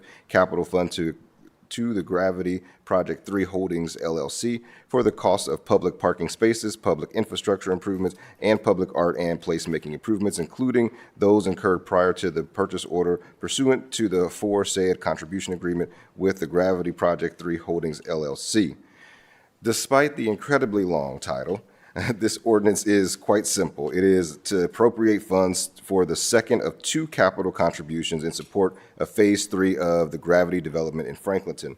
This third phase of the Gravity project will provide 50 public parking spaces, public infrastructure improvements, public art, placemaking, and 32 affordable residential units at or below 80% of the area median income. The city approved the first of this capital contribution on November 20th of 2023, and this is the second of those payments per the agreement. Are there any questions or comments from my colleagues? Seeing none, I move for passage. Clerk, please call the row. Bangston, Barosa de Padilla, de Akauer, Dorance Green, Remy Ross, Vice President Harden. Passed. And lastly, we have ordinance 1112-2026 to authorize the Director of the Department of Development to enter into a development agreement with the County of Franklin, Ohio Confluence Community Authority and the NWSL Columbus LLC, together with one or more to be identified affiliates, NewCo, to finance and develop certain facilities required by the National Women's Soccer League necessary to secure a franchise for Columbus and to deliver certain community commitments from NewCo, all in furtherance of important improvements to community assets and Columbus's position as a national leader in women's sports. To authorize the Director of the Department of Development and/or Recreation and Parks Director to enter into any leases with the Confluence Community Authority contemplated by the development agreement for the NWSL team's training facility, to waive the provisions of Chapter 328 of Columbus City Codes, to authorize the Director of the Department of Development to execute a contribution agreement with the Confluence Community Authority for the city's capital contributions towards the training facility and modifications to the stadium as contemplated in the development agreement, and to authorize the Director of the Department of Development and/or Recreation and Parks Director to consent and file such consent with the city clerk, and to add property of the training facility to the new community district of the Confluence Community Authority per Ohio Revised Code Chapter 349. This ordinance is yet another incredibly long title, but relates to the city's attempt to attract a National Women's Soccer League team. As a recap, the deal is built around a 2% surcharge on ticketed games and events at Scott's Miracle Grow Field to raise $25 million for the construction of a training facility and improvements to Scott's Miracle Grow Field Stadium. The city will front the contribution, but it will be repaid by user fees generated by stadium activity, including future women's soccer matches to fund the expansion. After the debt is repaid, the city can continue the 2% surcharge in perpetuity as another revenue source to fund priorities like human services, housing, and youth programming. I know we have several speakers on this, and I do know that led by Council President Harden, there is an amendment, but Council President, are there comments before we get to our speakers? Sure. So thank you, Chair Bankston. And I want to thank the residents and neighbors, community advocates, and families. I was going to say from Southwest Columbus, but the truth is well, I was gonna say the entire city of Columbus, there are some things that actually break through. Some conversations that we have in this building that pierce into the psyche of all of our residents. So I really I cannot remember a time where another piece of legislation that we were considering where I would get stopped at the grocery store as much as I have on this piece of legislation. So I understand and appreciate everybody weighing in. As you all know, Council was first briefed on the Mayor's National Women's Soccer League proposal in February. Essentially, the mayor provided financial and land commitments to the ownership group that Council had not signed off on. And for the last month, we've been having a very public debate about this. A majority of my colleagues, including myself, opposed the idea of a $25 million handout to the ownership. Instead, we renegotiated for a user fee on tickets at Scott's Miracle Grow Stadium to fund that commitment. We made it work for taxpayers, but now we have to make it work for neighbors. So now we're talking about the lease of McCoy Park to build that site. Many people in here know that I grew up on the south side, and this actual McCoy Park is a park that my nephew plays at. Just last season was playing at McCoy Park, and it's essentially a grassy field right now. And when council members first learned of this part of the deal, we were not told that a different plan for McCoy Park had been promised to the neighborhood and set aside. I first learned about that at our April 6th hearing when neighborhood leaders told us that they were expecting a groundbreaking on the site. And this is what really is crazy. It's not just a park, but something that designed specifically for children with differently abled needs and families in an underserved part of our city. And it wasn't just an idea that by November, the city had been provided with technical plans from a consultant for designs, that they were presented to the community as a project that was moving forward. So for months, a public park was being advanced, while at the same time, it was being negotiated away. And neither council nor the community was given this full picture. That's a breakdown in process that has resulted in a breakdown in trust. And I want to be clear, I support bringing professional women's soccer to the city of Columbus. I think it is the right thing to do, and I don't want us to miss out on it. But how you do things matter.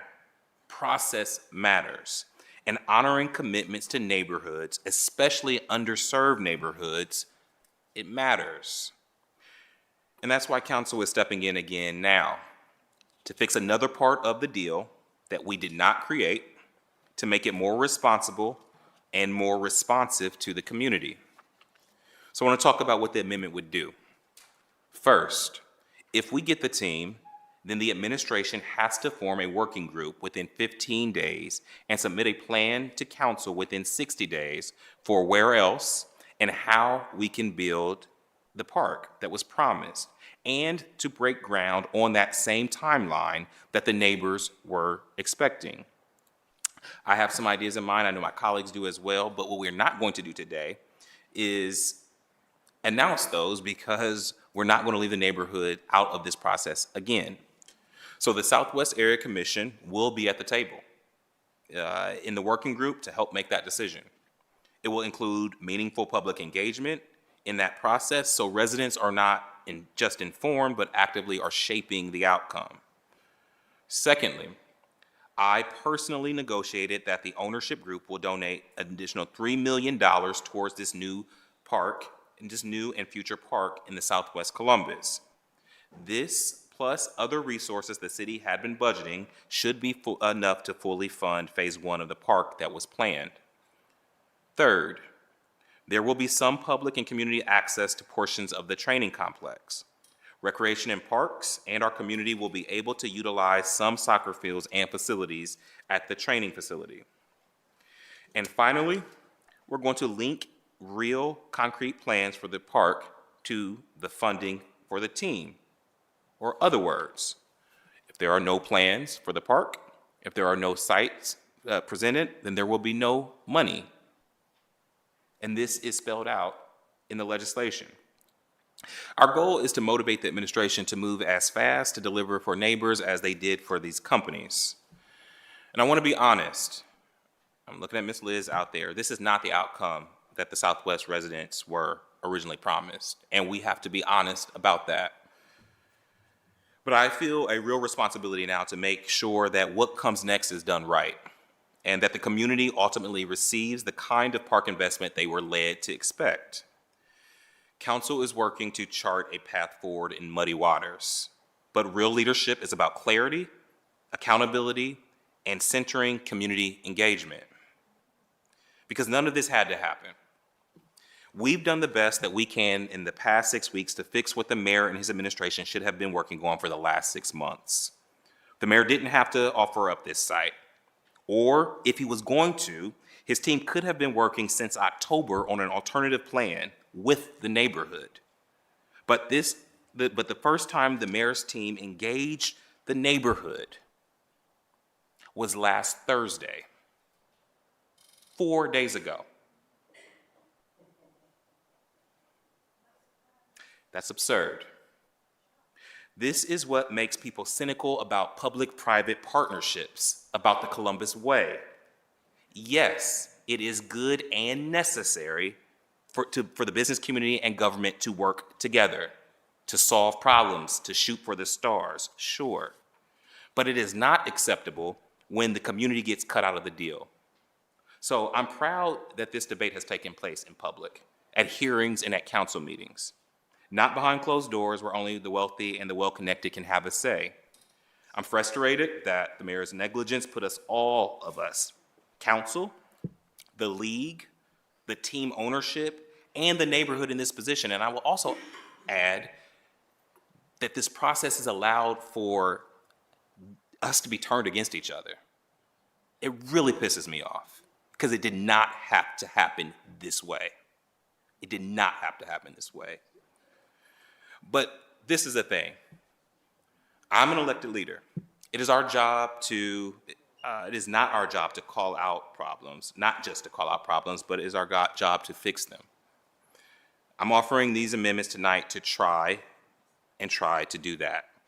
I believe this new deal does that, and I will support its passage. And so I look forward to hearing from the speakers, from my colleagues, from all those as we are trying to consider this path forward together. This is not the original deal.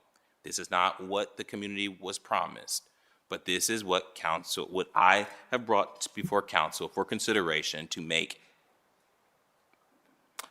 allow us to still do the big thing, but still honor to the best of our ability what was promised to neighbors. I understand that this is a moment where no one trusts institutions, no one trusts government. That's why we move this process into the public. That's why this frustration that I'm sharing, I'm not feigning. This is not a political stunt. The easiest political thing for me to do would have been to vote this thing down. My responsibility, though, at the end of I'm talking.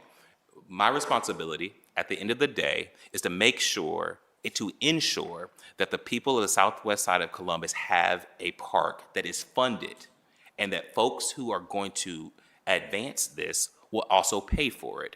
That is what this amendment does. Mr. Chair, I'll turn it back over to you. Thank you, President Harden. Like as you said, we have several speakers on this, and so we do want to have more dialogue, I'm sure, to come. It is council's rules that we take the first three speakers, both for or an against ordinance. I do want to, and we take those in order they came in. So I do want to acknowledge that there were more speakers that signed up than three, and we will make sure that we acknowledge them. First up to speak is Ms. Liz Reed, followed by DJ Burns, and then followed by Kelsey Gray.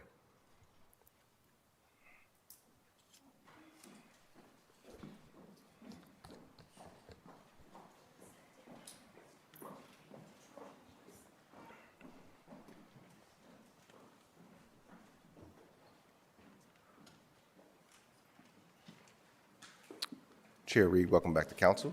You have 3 minutes.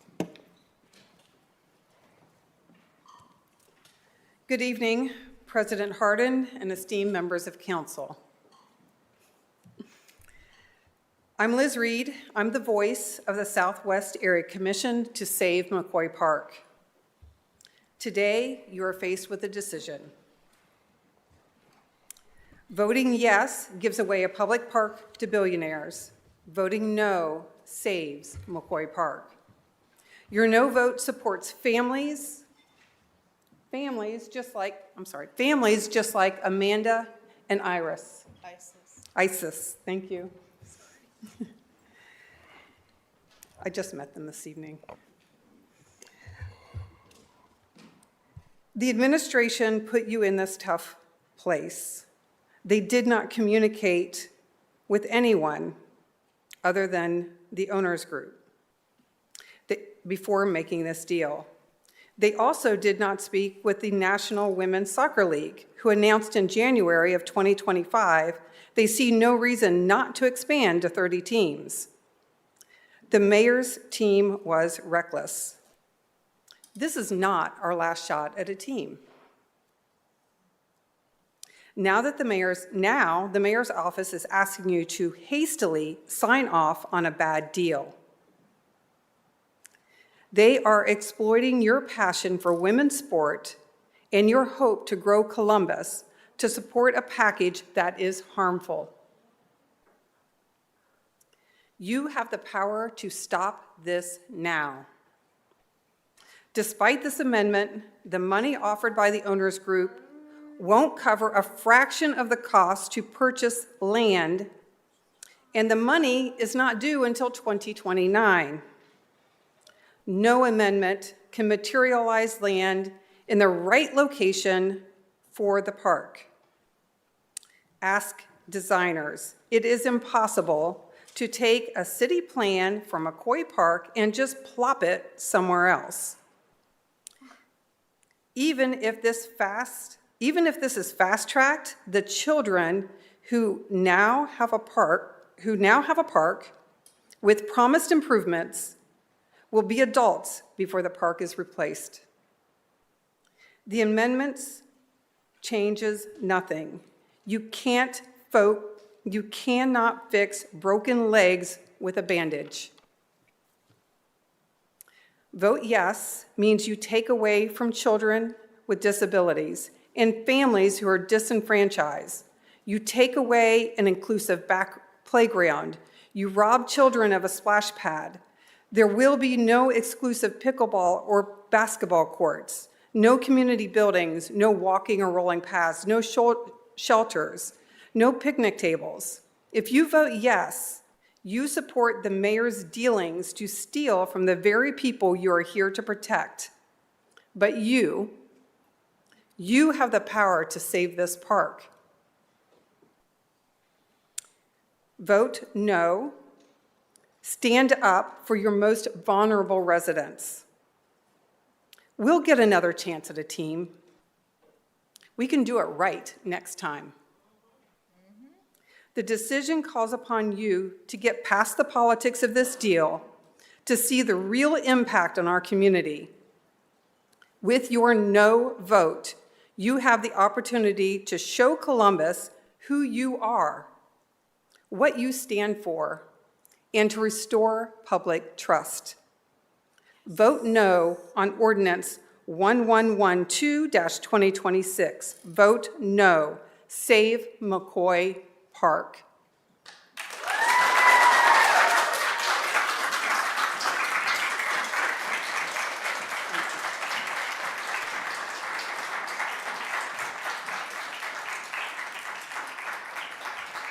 Can I ask a question?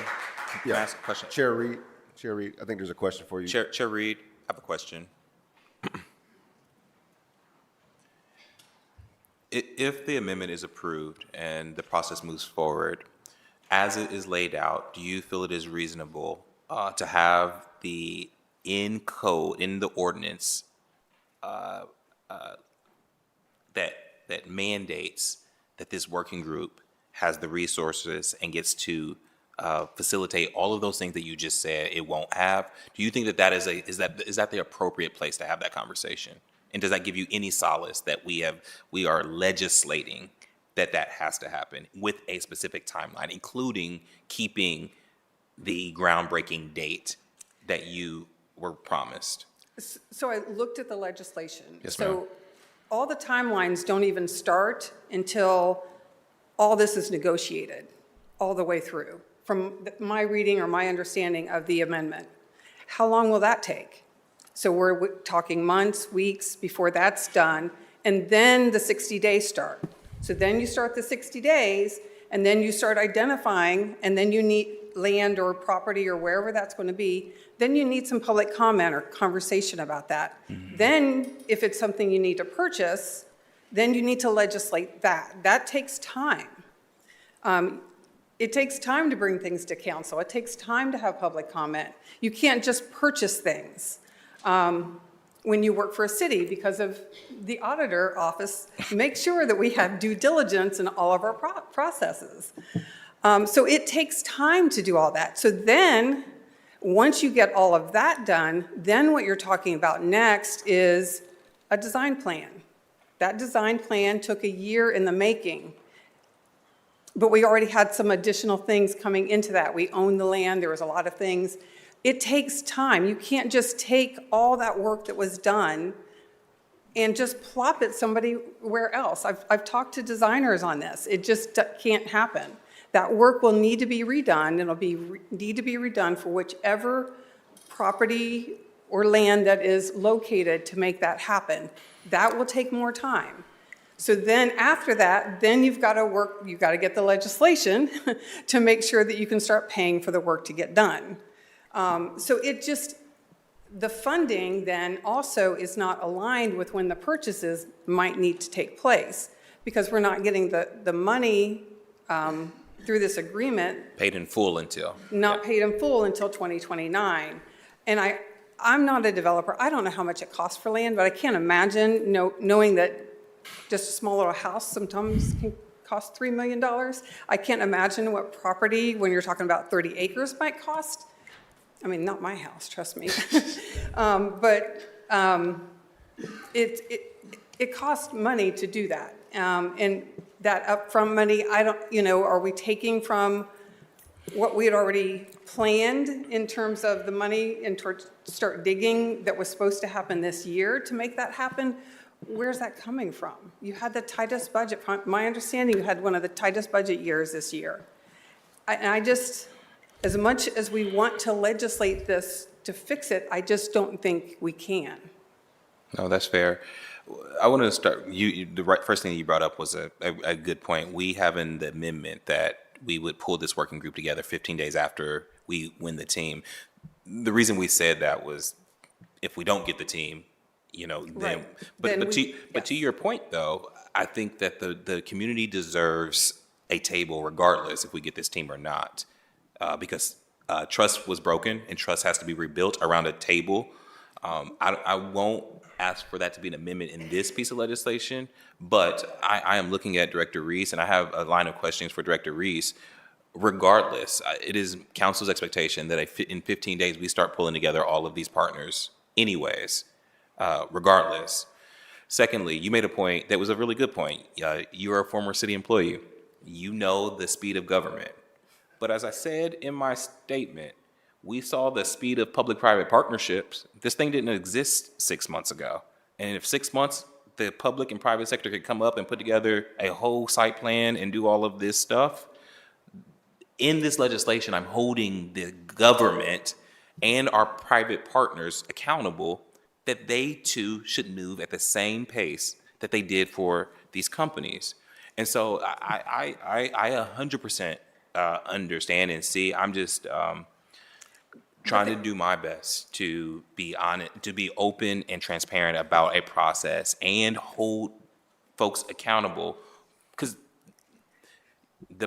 what was given to you was a broken promise from the administration. Now this would be our promise. This would be council's promise, and I'd be damned if I let that down. Okay, I'll stop. So I just want to. So McCoy Park has been a sticking point. Sure. The owners group does not want to give it up.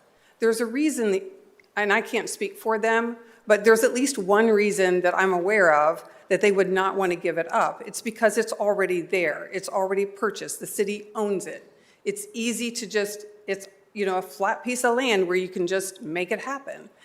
So the reason they don't want to give it up is because it takes more work to try to find another piece of land that can do that same thing, that has that same functionality. It takes time to then purchase it. It takes time to then, once you purchase it, start doing the surveying, start doing all the other work that needs to go into a plan.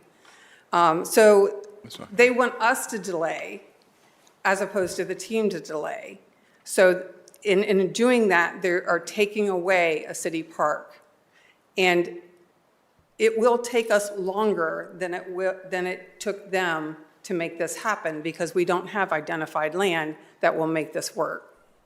Thank you. I'm not chair. Yeah. Yes. Joe Mattil, please. Councilmember Green. Thank you, Chair Bankston, and thank you, Chair Reed. I just wanted to get a sense of, based on your knowledge of, kind of the community in the surrounding area. So not only is it going to take time to acquire new land to build the park that was promised, but this current parcel is already being used continuously. I've talked to many people who have sports teams that play there. So for the next 2 years, if this plan were to move forward in its current form, while the park is closed off to the public and they're constructing this training facility, and we're also in the process of trying to find a new park to replace it and then build the rec center and all the things that were agreed to. Over this next 2 years, when that parcel is off the table, while all of that is in process, where will the kids in your community go for recreation? They don't have a place. That's the problem. This is one of the most disadvantaged areas in the city of Columbus, so much so that they have the lowest life expectancy in the state. They don't become seniors. They don't become as old as I do on average. Yeah. So to take this parcel and not consider other places and take just a little bit more time to find the right spot for this team so we can make a proposal that we can all come around and support, because we love women's soccer. Yeah. We love soccer and we love women's sports, and you combine those together, Columbus supports that. And who should be waiting for the right piece of land? Who gets disadvantaged? And in the meantime, if it is given away, you have disadvantaged people who have no park. They can't walk their dog. They'll have no place to do those things. And that's not just for the time. If we can't find another piece of land somewhere close by, then they don't have a place ever for that. It's not just temporary. So, another example of that is what happened with the historical Crew Stadium. So there was a lot of promises made by the city saying that we would find something near, we try to redevelop this, and when that couldn't happen, they worked on different things, trying to find something that would work. Well, the Kilbourne Run Sports Center is an amazing complex. It's amazing, but it's a 17-minute drive from the neighborhood that was impacted by that decision. mm-hmm. And that's what I'm afraid will happen here, that the land just won't show up and it won't happen and we can't make it happen. And then as time goes on, we forget how important this is. So what I'm hearing you say is that not only is this an issue of us walking away from this beautiful complex that was planned to be built in your neighborhood in phases, so you would still have access to the amenities of the park right now. Yes. But also, with the loss of this park, there is no alternative to serve the community until a new site is found. Correct. Thank you. Thank you, and I know that there will be more questions, Ms. Reed, so stick around just in case folks have questions. I do have one. I'm going to probably toss to Director Reese really quickly, or maybe even you, Chair, can speak to this. The current park as it sits is really more utilized, I think, for sporting activities, Little League football and soccer, from my understanding. The park that was to be developed, all of those fields go away. So did we have a phasing plan of where those teams go to play? I'm not sure how they played, but the park design itself shrinks the number of fields. So do we account for where that volume of people go, is what my question is. So Chair Bankston, currently the teams that play at McCoy, a lot of them are bussed in. They're bussed in from different community centers. Our staff drive those buses. They participate, they go home. Got it. We had already planned to do games at Kilbourne. This is prior to any knowledge of anything. We had already planned to move those games over to Kilbourne. Okay, thank you for that clarity. I just wanted to make sure. Thank you, Ms. Reed. Again, I'm sure you'll stick around, so if there's questions, we'll call you back up if folks have. Thank you, Ms. Reed.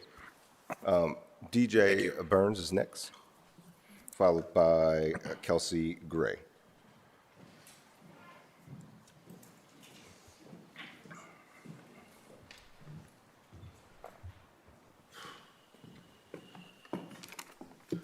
My name's DJ Burns. I run the Rooster.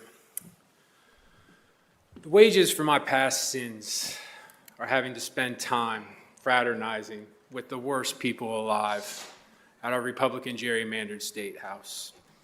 It's debilitating to my mentals to watch gangs of surly rural grandfathers storm into rooms and stomp on our most vulnerable citizens while they reward the corporate interests and ultra-wealthy donors that control them.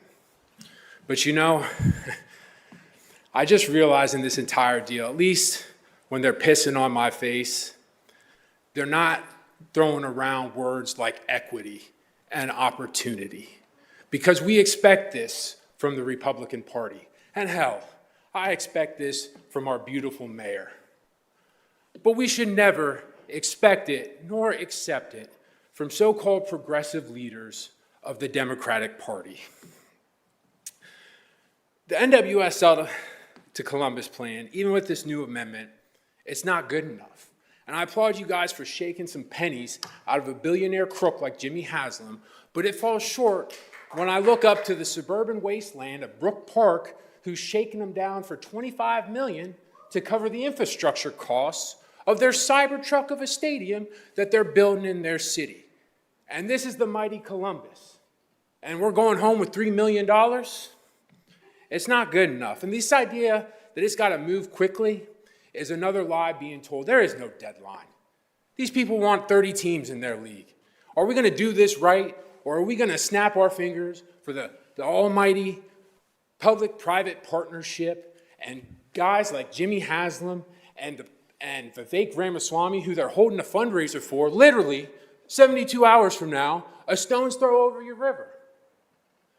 This city will never reach its potential until we beat the junta at the state level. I'm up there every day. And this city is never going to beat that junta if we continue to do things the Columbus way. If we continue to hand out to these corporations, to snap our fingers for AEP nationwide, and these CEO crooks who are unaccountable, because last I checked, we elected you guys to shepherd economic prosperity. We elected you guys to act as checks on this corporate greed that is now going to screw over disabled people. So don't piss on my face and call it opportunity. I get enough of that at the State House. And if we're going to ever change, if we're ever going to be the city that we want to be, then have some decency. I believe in the decency of all you people. I'm not comparing you to Republicans, although you're acting like them. I believe in the decency of you people.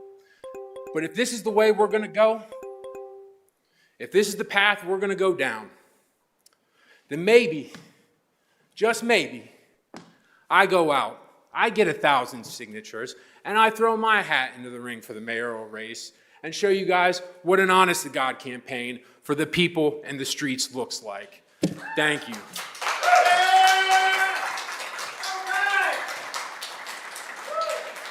Thank you. Mr. Burns. Next is Kelsey Gray.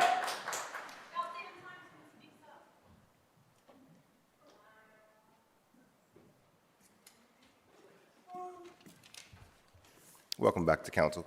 You have 3 minutes. Thank you. I'm a teacher in Columbus City Schools, and I live in District 7. And last week, my students used this piece of legislation as a case study. They used public record to analyze both sides of the argument. 61 of them engaged civilly with you by writing you letters. I'm here to read 9 of them, and I made you copies for each and every member of your own to take home and read on your own time. I'm going to read the first one in total and then abridge the rest. Dear Council Member Shannon Hardin, my name is Manasseh, and I'm a 16-year-old boy, and I attend Independence High School. I am writing to you to let you know that I think that the people of Franklinton deserve that park they got promised. The people of Franklinton are already struggling due to the highways and pollution, also not having a lot of green areas. So this park could really help the people. There is no way that the people of Franklinton should have an 18-year life expectancy less than the rest of the city. And also, there is no reason to be giving money to the ones that have an abundant amount as it is. I hope you read this letter and take it into consideration. I hope you have a great rest of your day. He wrote to you because you are his representative. Dear Columbus City Council, my name is Osmara and I'm a senior in high school. I think you should keep your word and build this park. I grew up in a small town called Poughkeepsie, New York. When we were on summer break, we would stay home while our parents would work. The time my mom would come home after work, she would take us to one of the few parks we had. When I tell you guys it was probably the best time of my life, we would run and play at the playground. That's all kids want. Kids need a park near home. This will leave a mark in a kid's life and they'll have their memories for the rest of their lives. I'm sure a women's soccer facility can be built anytime, but a kid's memory cannot be replaced. Dear Columbus City Council, my name is Terrell and I go to Independence High School. I feel like y'all should build the park. You already promised it to the people. That should be the end of the story. The park will bring the kids together and give them something to do. In Delaware, Ohio, there's a park called Migo. I will move there just for the park. Reason is, it would keep me out of trouble or from just doing dumb kid things. Dear Columbus City Council, I'm against giving billionaires money to build something. Giving them more money is like pouring water into the ocean. Dear Columbus City Council, my name is Alasan, and I want to start off by saying please don't be dumb. You guys are adults and now have the chance to do big things for our community, so while you do it, please make adult choices. I play soccer for Sporting Columbus, and I enjoy the sport. What I do not enjoy is you using the money that we worked hard for on a women's soccer facility. Maybe be smart and spend the money on something that can help this terrible school system. Spend the money on the people that make the money. Dear Columbus City Council, my name is Stormy. I'm a student at Independence High School. I don't think, but I know that giving $50 million to billionaires to build a facility that will have little to no benefit to our community is absurd. The money that is supposed to be used to uplift our community is being used in the wrong way. I only have 2 more. Can I read them briefly? Thank you. Dear Council Member, my name is David. I go to Independence High School. I would like for you to vote against Columbus City building the stadium. The location already doesn't have enough greenery. To take the last bit would be cruel to the community. Columbus City has already promised the community a better park with more greenery and activities. They should keep their promise. Lying not only ruins the city's trust and reliability, but it just sets a reputation in general. Dear Columbus City Council, my name is David, and I vote for the City Council to keep their word and build the new park for the neighborhood because the Haslams already have enough money. Why give more money to a billionaire when there's homeless people out there struggling without shelter? Another reason is when food stamps were shut down last year, many people were mad, and they still are actually, because they were expecting to get the food stamps and they still haven't got them. No one gets food stamps, and my mom doesn't get them either, and she's just out there struggling. So you could use that money to give food stamps to people who need it. Thank you. Thank you, Ms. Gray. I also wanted to, again, say that we had Our rule is that we have 3 speakers against something, 3 speakers for, but we did have more speakers that signed up, so I do want to acknowledge that Jennifer Creighton and also Joe Motil signed up to speak against. Thank you again, Ms. Gray. Now we will hear from speakers who are proponents. First up is, and I apologize if I get this wrong, Gaya Castatli, or Casat? There you go. Thank you. Welcome to council. Come on up to the podium. Please correct my pronunciation, and you have 3 minutes.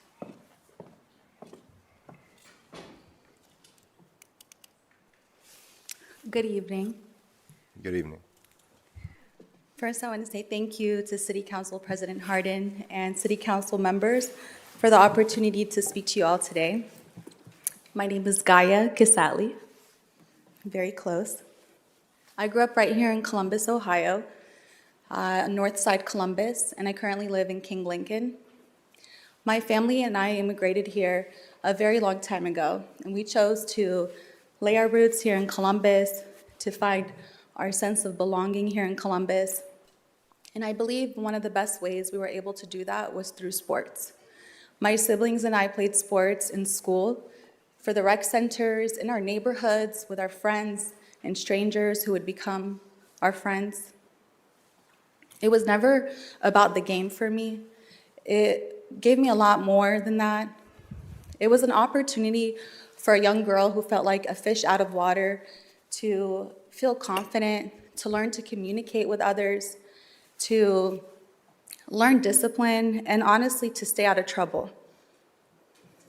In fact, I continue to play sports on an adult rec team, not professional at all, for all the same reasons today.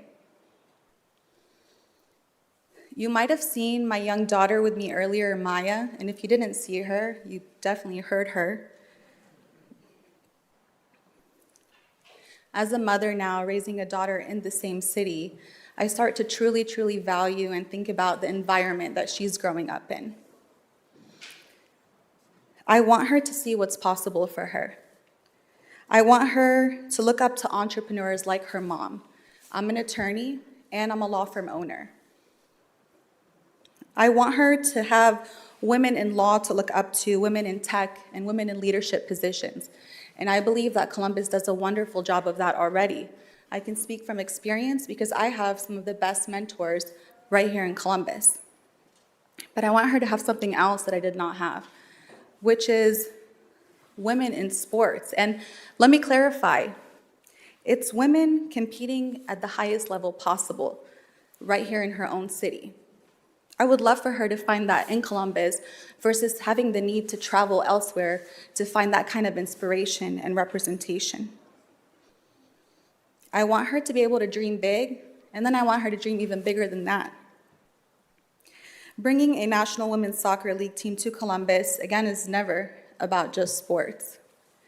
It's about representation, about community, and about giving young girls and young boys something powerful to believe in. Look, Columbus has already proven that we're a city that shows up. We show up in support of our teams, we invest in our future, we lead in innovation. I mean, even artificial intelligence, we're not afraid to compete against powerhouses in Silicon Valley. So I ask, why not lead in this too? Why not be the city that sets the standard for all sports, including women's sports? I'm an attorney. I believe in justice as well. And I believe that this amendment is a sufficient way to achieve justice in light of the circumstances. I'm also a mother of a daughter in this city, and I believe in a better future.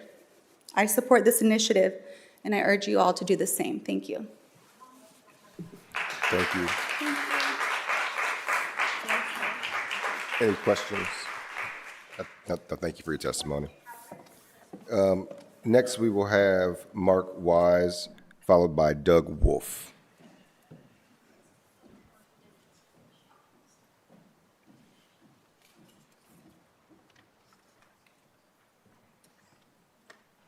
President Hardin and members of council, my name is Mark Wise, and I am the owner of the Columbus Eagles FC, we are currently the highest level soccer, women's soccer in Columbus. Maybe a very well-kept secret, but that's just because we're small.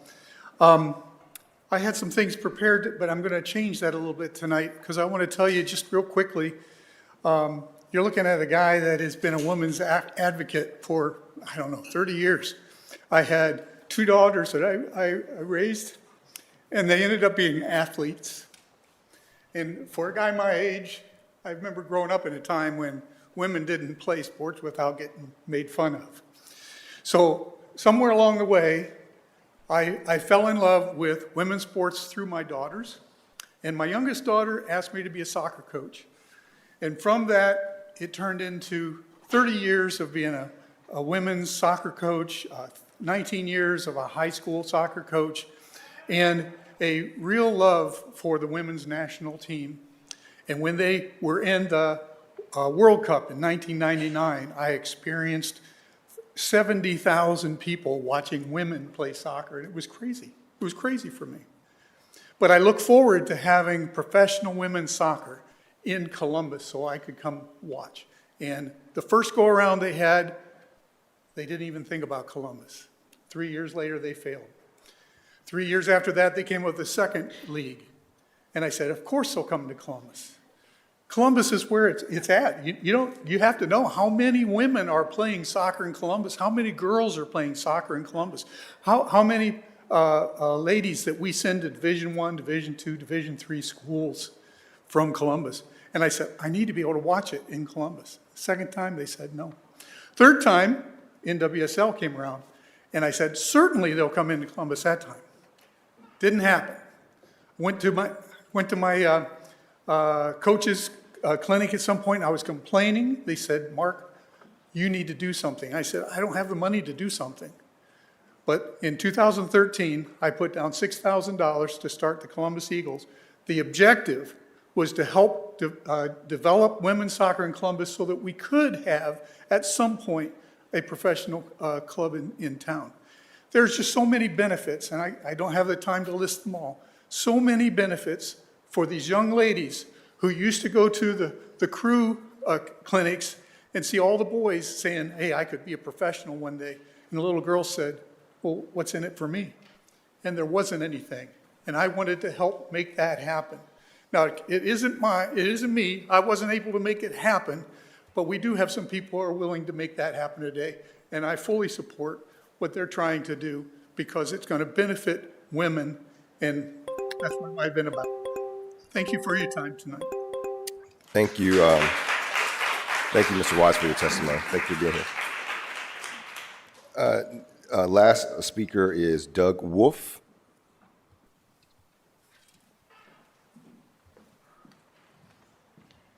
Doug, welcome to council, and you have 3 minutes. Thank you. Council President Hardin, members of council, thank you for the opportunity to speak this evening. I'm Doug Wolf, President and CEO of Adaptive Sports Connection. First, thank you for your continued investment in adaptive sports and in people with disabilities across our great city. At Adaptive Sports Connections, we work every day with individuals with disabilities and their families to provide access to recreation and sport. For many of the families we serve, that does not happen automatically. It happens because someone chooses to create opportunity, invest in inclusion, and build the support and community that make participation possible. At ASC, I work alongside Q Haynes. Q is a 2023 USA Amputee Soccer World Cup silver medalist. I've seen what it takes to overcome barriers and excel in adaptive sport. I've seen a father discover he could play alongside his son with autism through adaptive recreation. I've seen a 95-year-old veteran with vision impairment smile like a child skiing for the first time. Those moments stay with you because they show you what becomes possible when access is real. And this is why I'm here tonight. I believe bringing a National Women's Soccer League team to Columbus and the proposed development at McCoy Park can expand access and opportunity for people with disabilities. We have already seen what this can look like. Through the Columbus crew, we have seen real investment in access for people with disabilities and others who've been too often left out. Thanks to investments made by the crew, Columbus is home to GOAT, the Greater Ohio Amputee Soccer Team, Blind soccer and goalball programming have expanded. And direct investments have also been made in organizations like Adaptive Sports Connection that provide adaptive recreational opportunities beyond soccer, supporting well-rounded opportunities for adaptive sport and recreation in the city of Columbus. In my previous role at Boys and Girls Clubs of Central Ohio, I saw the same kind of investment open doors for young people who may not have otherwise had access to these kinds of experiences. So when I think about what an NWSL team could mean for Columbus, I think more about access, more opportunity, more moments of belonging, and more people in this community. I also want to acknowledge the concerns that have been raised. The potential loss of public land matters. The promise of inclusive space matters. Access in this community should not be diminished. From my perspective, this is the standard. This project should expand access, not reduce it, and I believe it can. And from our standpoint at Adaptive Sports Connection, we are ready to partner in that work because we've already seen what happens when investment moves beyond good intentions into real action. I believe Columbus can get this right. Thank you. Thank you, Doug. And again, just wanted to acknowledge that there were other speakers. Again, we only take 3 for, and 3 against, but want to just acknowledge that Lori Walker and Vanessa Savage also signed up to speak in favor. I'm going to move into some questioning. I know that there's probably be other questions from my colleagues. I just want to start off with Director Stevens. Director, I think one of the big things we have heard and I think continue to hear is this idea of the urgency of the bid and that council can reject this deal and submit a new bid at a future site. Can you just speak to the knowledge that you have of kind of the timeline, why this expansion opportunity is the most advantageous and critical? Yep, thank you, President Harden, Chair Bankston, members of council. It's really important to remember that the ownership group is putting together a bid to get an expansion NWSL franchise. To make that bid as attractive as possible to the league, we've engaged with the ownership group to show that public-private partnership component of it. We know when the mayor first met with the commissioner of the NWSL, they were considering 2 expansion league teams in the league. They have announced one in Atlanta. So we know at the current time they are considering another expansion team for the immediate future. And that's the bid that was put together. And this deal is a component of that bid to show the support around the community to attract this team. So we know time is of the essence because the league is looking to add a second team that will start in the 2028 season. So they need to get to a decision point in the near future. So whatever community is awarded the team can start the process to put a team in place to meet the timeline of a 2028 season. Thank you for that, Director. And I think you said there that the mayor did have a conversation with the commissioner of the NWSL, but also want to clarify, the city is not looking to buy the team, right? This is about a package that we have put forth to the NWSL for the bid. Is that the best way to frame this? And I also want to say this too. I think I believe that we're in a good position, but we don't know yet if, in fact, we would win the team. So, Chair Bankston, the franchise is being pursued by a private ownership group. There's a $300+ million capital investment required to secure a expansion franchise. The city's component of this is a shared investment in the training facility as part of the public-private partnership. So really, we're a component of the overall deal that is being pursued by the ownership group and working with the league. Thank you for that. And then just one question for Director Reese, and then I want to, of course, open it up to my colleagues.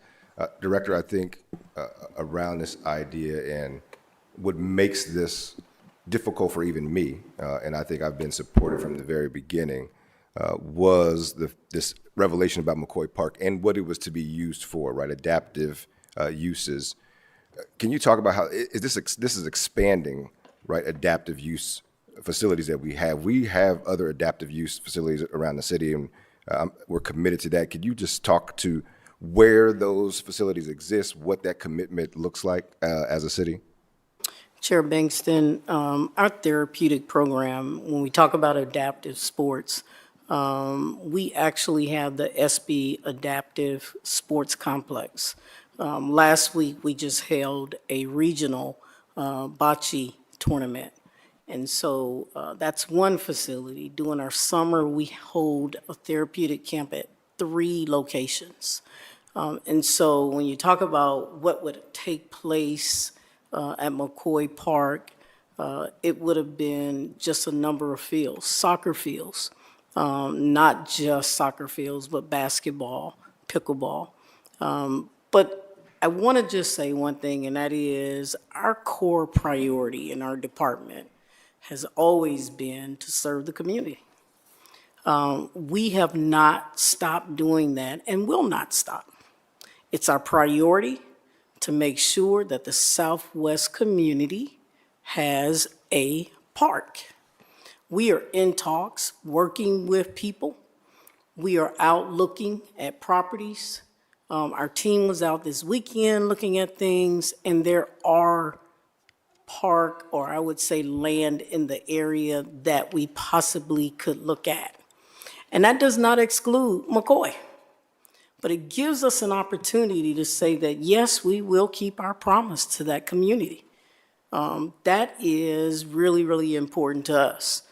We held community meetings to make sure that that planning was put together. I hear you, President Harden, when you say joining a group with the planning of the community.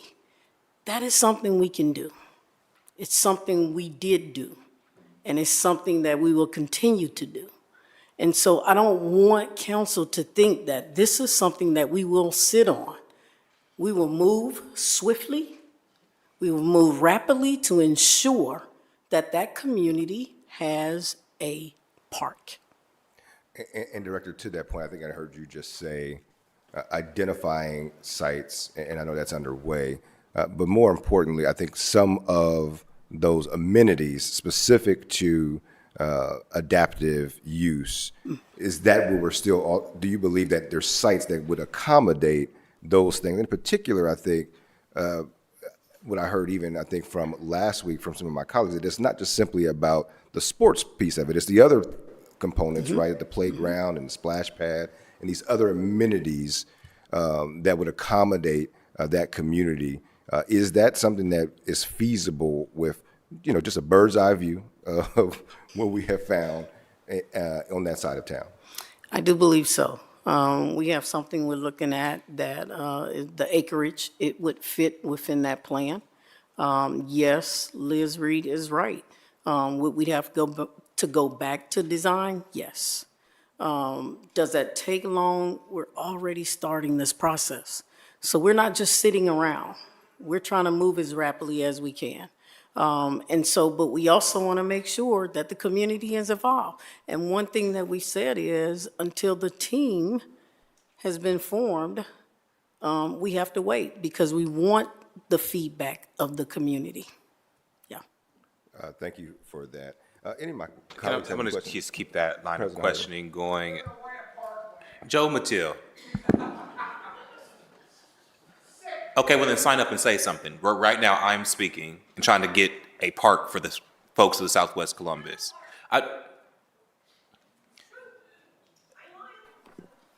Director Reese. Yes. So council, we've been hearing conflicting information about the park. The council members were first briefed on this deal in February. We were told that there was never ending funding for the concept, but then the dispatch reported on a very detailed design plan that was produced in November. A month after this was offered to the NWSL site. And then Neighborhood informed us that they were expecting a groundbreaking in 2026. My question is, what is true here? What was the timeline for how much funding is available to build the therapeutic recreation park at McCoy? and where I'm going with this, I think it is building off of Councilmember Bankston's line of questioning, trying to understand what is actually available, what we can afford, and what this additional $3 million can do to help move this process along in an expedited way. President Harden, when we started design, we did start design, but we also stopped the design. Once we found out there was a plan going for McCoy, we stopped the design. So there is a balance of about $450,000 left. When you talk about the budget for construction, that budget for construction is in our regular annual CIP budget, which would be $6 million. With that $6 million, we were about $2 million short. And so we were trying to look at where do we get those $2 million from to complete the project? And that would come this year, that $6 million. So we heard from Ms. Liz, our Chair Reed, regarding the 15 days after us getting the team and the 60 days for us to have a plan. I think I had that conversation with Chair Reed before. The pushback I would have till we have to wait till we get the team is we're already working from behind now. No. Can you tell me with full faith how you would move this thing forward in an expedited manner? I am making a promise. Matter of fact, we are legislating specifically timelines that are more aggressive than anything that we have moved before. How will you make that happen if I vote for this? President Harden, the good thing about it is the specifications for the courts, the fields, that doesn't change. And so it does mean that when we're looking at land, what we find, to find something that is clear as possible, that we could go in rapidly, it has to be legislated before our commission, before it comes to council. We're already speaking about what does that look like even in May. Can it be done to our commission? Because it has to go to our commission first.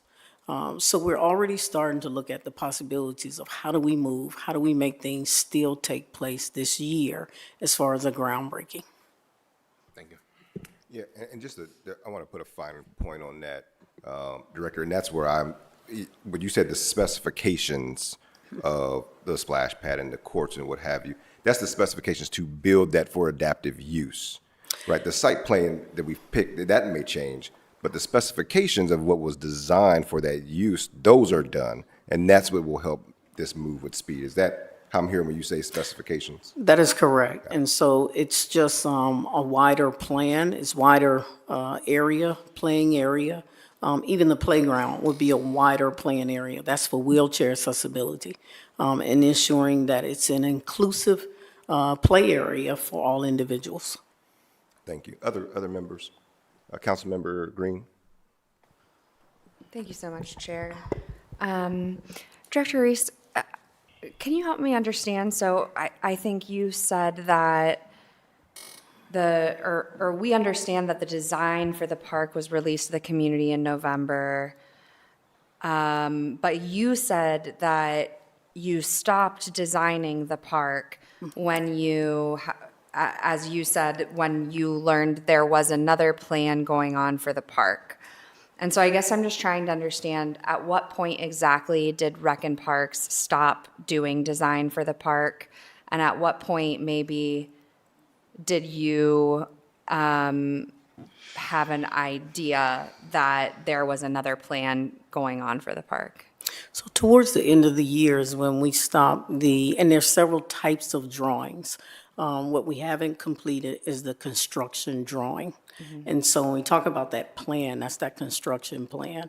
But it was towards the end of the year. Don't recall exactly, but I knew it was towards the end of the year. Okay. Yeah. And Director Stevens, question for you. What conversations were happening internally, between maybe your team and the mayor and Director Reese about if this project were to move forward, what we would do in response to support the community? When did you guys start talking about finding a replacement site or the need to move on something like that? Thank you, Councilmember Green. We started fall, I'd say probably early November, end of October, with internal discussions, I know, with my colleague, Director Reese, on the potential opportunity and the potential location. We talked through some of the challenges around how do we move forward with some of the programming that's already been identified down there, and how do we solve that and find other locations to still deliver on that.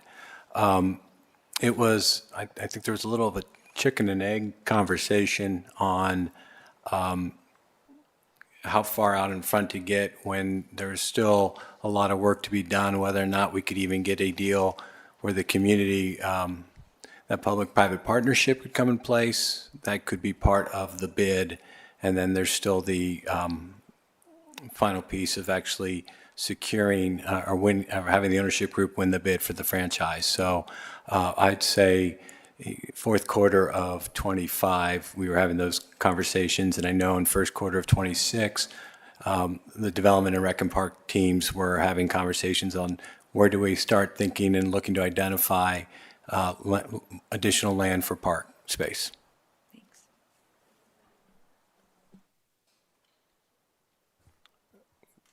Councilmember Diacon. Thank you, Councilmember Bankston. I'm sure no one's surprised that I'm still angry about this. I am angry that we're even considering that we give public parks to billionaires. I'm angry that the administration worked secretly for months on a deal. Heck, I chair Rec and Parks, and I heard nothing about this. We should working secretly on a deal that gives billionaires what they want while requiring an underserved community to make a huge sacrifice and give up their green space and a new park that was going to break ground this year. I'm angry that this deal was dumped on council in February, and we're the ones trying to fix it. That's unconscionable. I commend my colleagues for their efforts to ensure that taxpayers aren't funding this and the community eventually gets something out of it. My vote is not about their efforts. I'm furious about the administration's attitude that the Southwest community shouldn't mind giving up their new community park that would also serve the disabled because the NWSL deal is so great for other people. Bottom line, underserved communities should not have to be the ones making the sacrifice so billionaires can take a public park. Instead of giving away a public park and telling an underserved community to wait because eventually they'll get something else, the administration should have told the billionaires to pay their own way.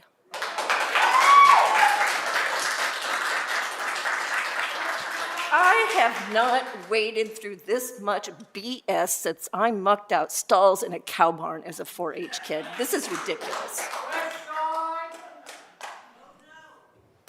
Thank you, Councilmember. And just want to say that it's real. And not only your passion for this, but your passion for recreation and parks in that department and how you lead. I will say, too, that again, as someone who was supportive of this and learning about the park, I too was extremely frustrated and angry by it. But I think I went into solution mode immediately and started looking at sites and working with our real estate division. So again, I want to thank this body and my colleagues again for leaning in on this amendment that we got to today and trying to at least, I think, come to a win-win where we can deliver a park and do both in this moment. But again, thank you for your continued leadership and advocacy around recreation park, because it is very, very real. It's very, very real. Any other questions of the administration or folks before I potentially move for passage? I'm just. Now we will have time for comments beforehand, but I'll give comments, but I have a question. At what point was the community going to be notified about this? Was Was there ever a plan? So It if sounds like there's a lot it's of okay, work. Councilmember, Yeah, I'll start. please. In the process in working through this deal, our intent was to finalize the deal that we worked on with the ownership group, brief council, and then take it out to the community. So the timeline of making sure we had a deal in place of what we were putting forward that could be captured in the ownerships group bid, and then it's the engagement after the briefing. So we started with city council in February and moving forward from there. Do you think that's a little backwards?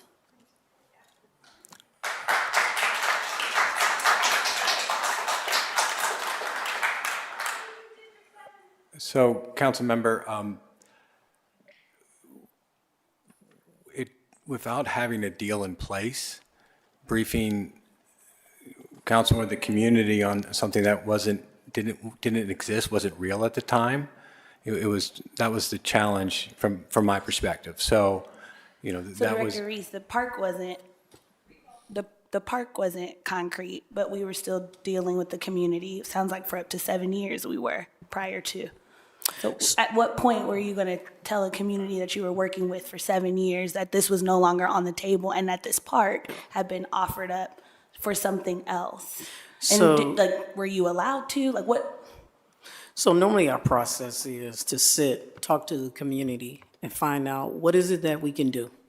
What is it that they want? What are we looking for? How do we work together? When the plan came, we still don't know, and there's nothing concrete. And so that's why this is even more difficult. Because when you talk about McCoy, I hear people saying that it's nothing, but we don't know. We don't know what is there. What we do know is we're going to work with the community. We're going to work with the ownership. And there may be something at McCoy and it may not. But we already have some things in place to move forward. But it's still meeting with the community, and that's when and if the team is selected for the city of Columbus. And at that point in time, we will do community meetings to ensure that the involvement of the community is priority.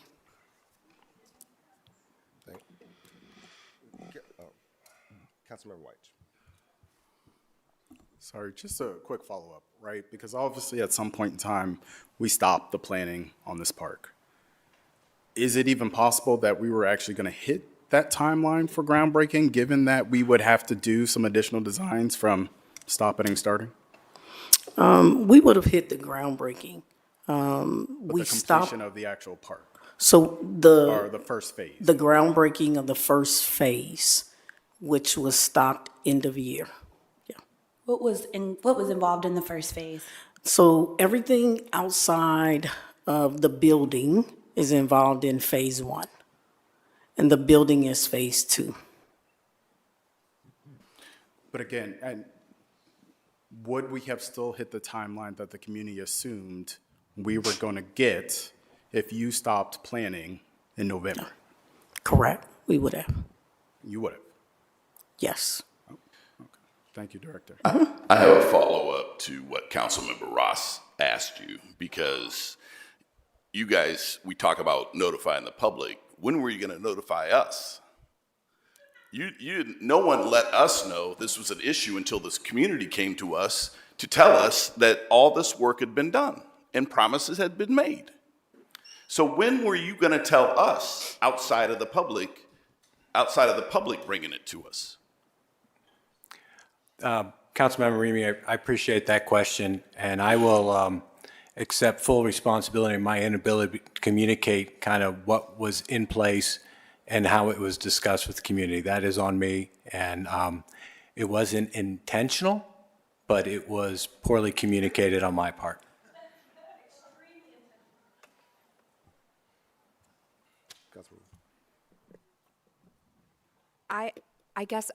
I guess what I'm so confused about, though, is that there seemed to be a lot of communication with external stakeholders. I'm truly impressed at the massive effort to the amount of emails through this form, the amount of commercials, the amount of advertisements that have happened, that are everywhere you go. Like, that does not happen overnight. We know how to communicate with people. We know how to get in touch with people. And so I just don't understand how it is possible or acceptable or, you know, how this could have occurred in this way. I guess that's more of a statement than a question. I'm not going to make you respond to it unless you would like to, but it's very, I've been thinking so much lately about what if we mobilized people in the same way that we did around this soccer team, around ending hunger. Can you imagine if we had a massive AstroTurf campaign?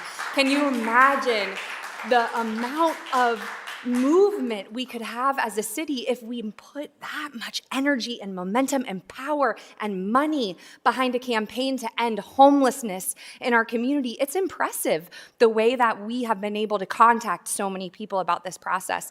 And then, but the most important stakeholders just somehow got missed.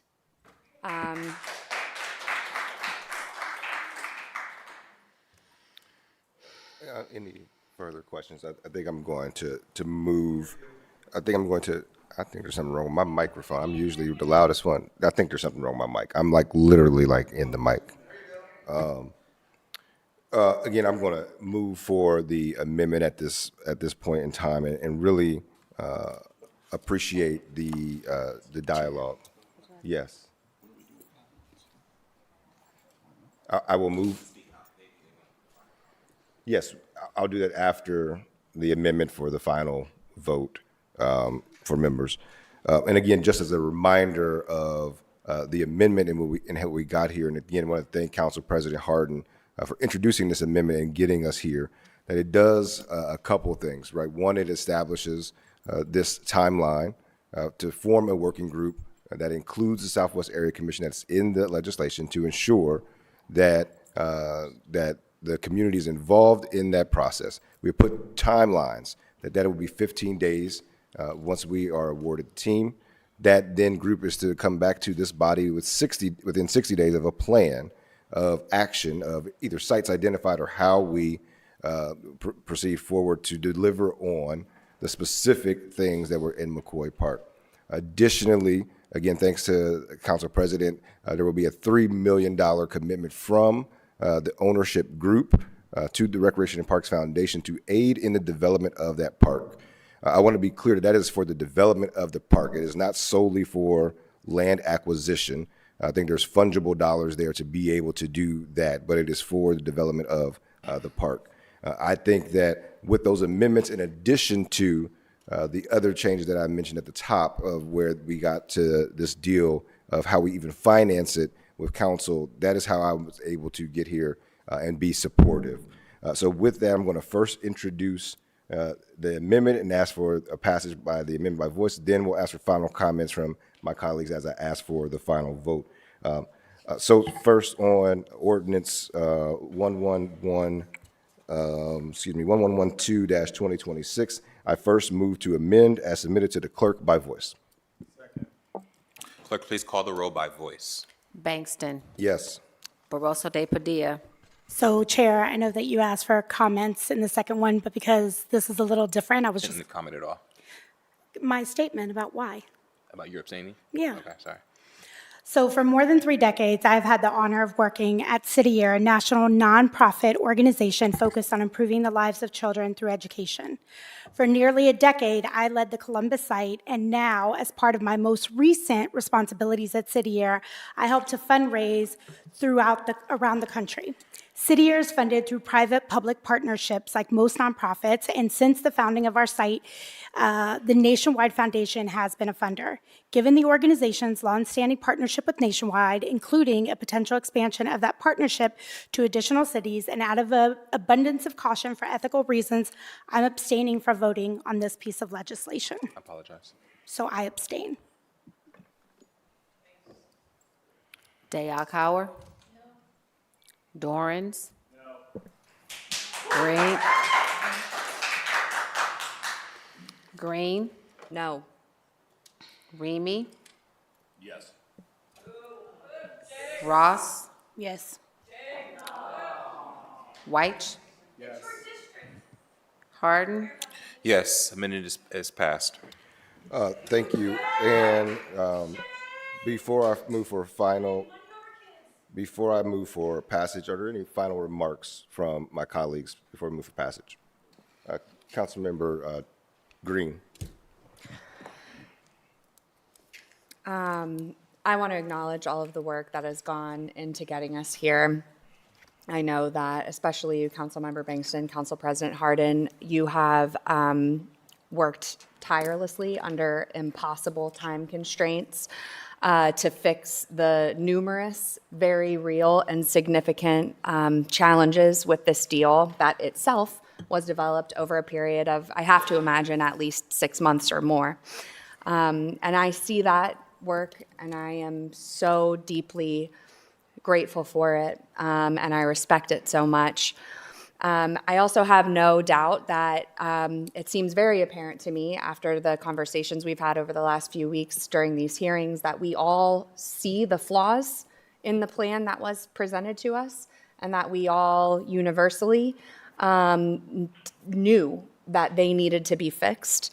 We understand what's at stake right now. We all want Columbus to grow. We all want to bring opportunities like this to our city. We all want to find a path where we are able to succeed as a community, and also we all want to take care of our residents. But for me, this decision ultimately comes down to a few things. It comes down to community trust. It comes down to process. It comes down to policy priorities. And I think most importantly, it comes down to who bears the risk when all of those things break down. And so we learned last Monday that as early as last October, this public land was offered to be used as this park in one of our most under-resourced neighborhoods, the site of a long-promised adaptive recreation center for people with different abilities, a project that families in this community have spent a decade advocating for, and one that this legislative body had already funded. And then a year later, that legislative action was seemingly vetoed without any notice to us. So if this site was offered in October, then that means that there were months, literally months, nearly a half of a year, where this conversation could have happened transparently, where alternative sites could have been explored, where the administration could have worked collaboratively with both the community and with council to get this right the first time. And instead, we are being asked to respond in a matter of weeks to decisions that we had no part of that were made over a matter of a half of a year or more without any disclosure. Collaboration and attention to process is something we don't just do because it's fun. It's something that we do because when those things are bypassed, it puts us exactly in the situation that we find ourselves in right now, being asked to make high-stakes decisions on an accelerated timeline that we didn't even know about or create without a fair opportunity to even try and be able to deliver a solution where everybody wins. And I think we could have done that here. I appreciate the efforts to find a path forward, including the revised financial plan, which I think is smart policy, including the idea of convening a work group and the commitment of private dollars. But we're asked to vote on this today. And so I have to make a decision based on what facts are in front of me, and I cannot support a deal that asks one of our most vulnerable neighborhoods, a neighborhood already facing, as Chair Reed said, the lowest life expectancy in the entire state of Ohio, to give up its only park, as well as a critical investment in accessible recreation in exchange for uncertainty. And I also have to speak to the broader context of where we find ourselves in right now. I know that the auditor spoke earlier tonight about how, we have a great credit rating and the fiscal stability of the city, but we talked about this openly in the budget process. We are facing real financial challenges as a city, challenges that right now demand our full attention, our discipline, and our focus. Challenges that when we passed our budget 2 months ago, there was another commitment to convene a work group, that we would aggressively address those budget challenges that are barreling toward us within. And to date, that work group has never convened.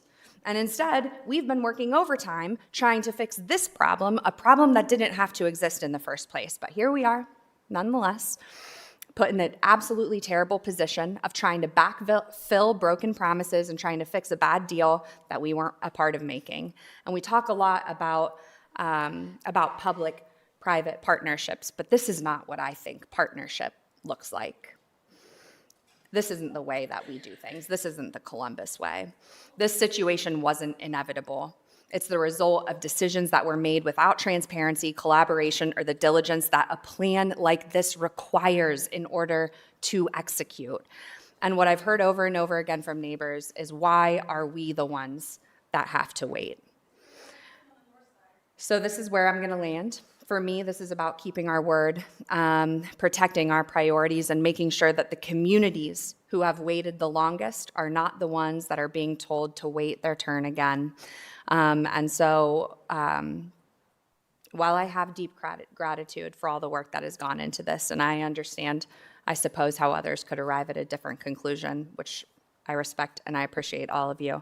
But for those reasons, I'm obviously voting no.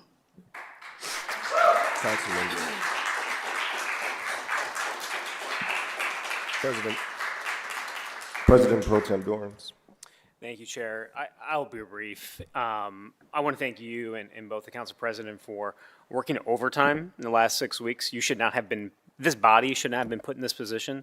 The community should not have been put in this position to try to make a bad deal better. And while we are significantly, I think this legislation reflects, I think, the values that both of you have brought to make this better. Ultimately, I think with more time, we could have gotten there. But ultimately, we're asked to vote here this evening, and I cannot support this at this time. But the reason we are here is not because of the lack of you two trying to make this deal as best as you possibly can. And I believe both of you at your word that you're going to make this right, as much as within your power for those folks in the community. But tonight, I can't be supportive.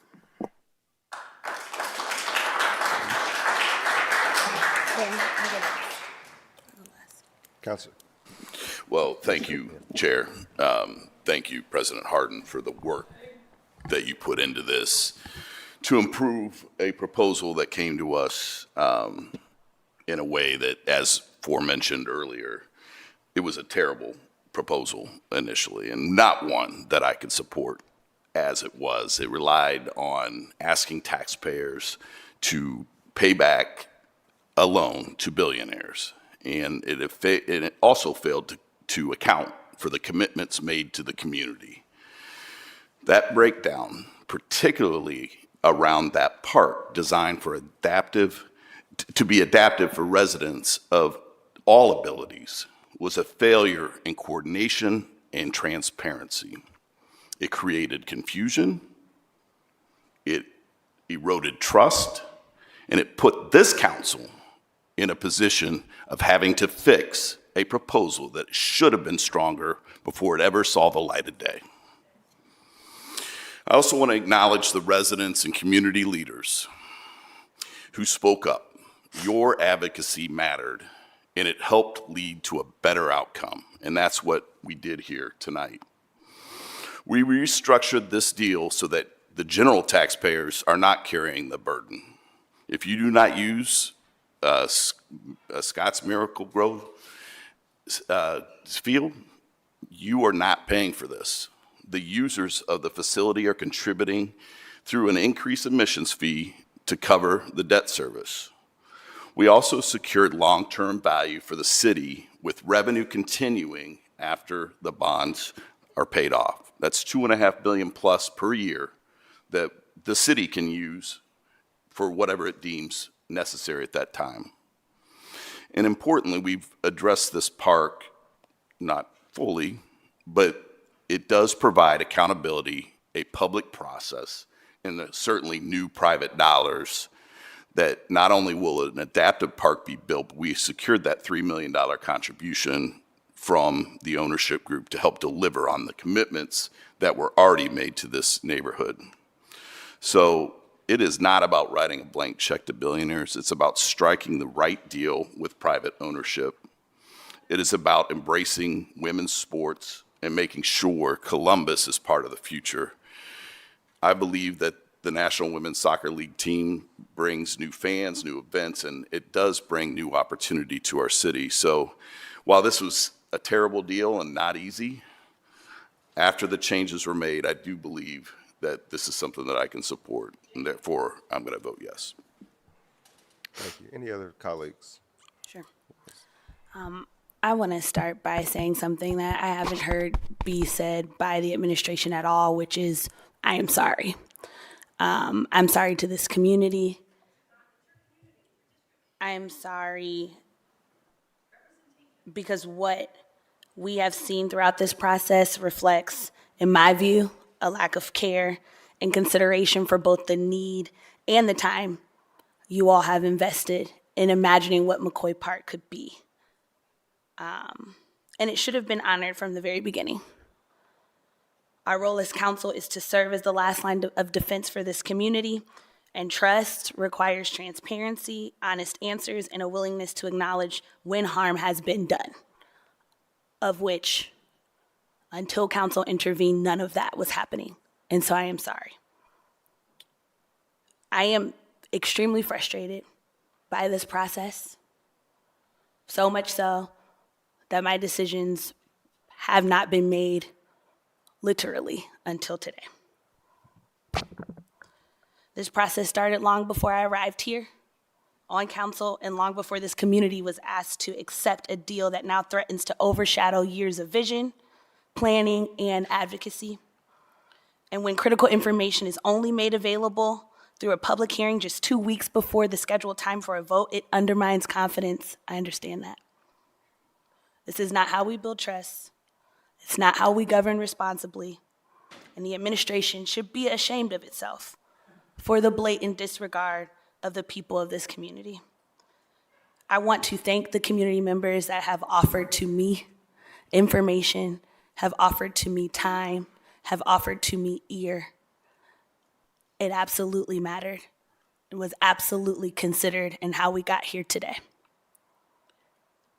At the same time, it's not lost on me that the Southwest corridor of this city deserves investment that is tangible, not empty verbal commitments that I have no choice to believe would not have been honored but for council's intervention. And that should concern all of us. And despite the total ineptitude displayed during this process, I have wrestled with this decision. The opportunity to bring a National Women's Soccer League team to our city carries real promise, small business growth, more than 200 jobs, and a projected economic impact in the hundreds of millions of dollars. Those are not insignificant outcomes. Columbus can and should be a contender for transformational opportunities. But we can't pursue growth at the expense of community. We have a responsibility to do both. And so I want to express my sincere gratitude to Chair Bankston, to Council President Hardin, for leaning in and ensuring that residents remained at the center of these negotiations, even if it came later than it should have. The amendments before us, I believe, create accountability. I think they set clear expectations. And I think they ensure the right voices are at the table. And importantly, they require meaningful progress on the full vision of McCoy Park before any public dollars move forward. It is important to note that this legislation carries $0 with it. There is no fiscal impact at this moment. And what would have been a wholesale ignoring of one of the most underserved communities in our city can now serve as an opportunity to rebuild trust. And I am making a personal commitment to be at the table with the community to ensure that the needs of our neighbors are met should this legislation pass. The administration will not be able to steamroll or blindside this council or this community as we move forward. There are many additional times that legislation has to come back before this council before this is final. And I want to make sure everybody here understands that if these commitments are not made, you will not get a vote for me to allow for the bonds to be sold to make this deal possible. Thank you. Councilmember White. Thank you, Chair, and I'll be brief because if it had not been for your work and the work of Council President, I would not be supporting this. In fact, I left the hearing thinking we were in a good position, and then I hear, hey, there are plans for a park, which, thank you, Director Stevens, for kind of owning up to that miscommunication, because I was under the impression the funds were not there, and the only way in which we were going to have adaptive sports on that site was to move forward with this deal. None of us should be surprised that the community was not engaged, that council was left in the dark. That seems to be par for the course from this administration. If we did not have requirements in the form of this amendment that made these neighbors whole, I would not be supporting this. This is a bad circumstance that we have been thrust upon. And now you have the competing interests of how do you support economic growth for the city? How do you support the residents at the same time?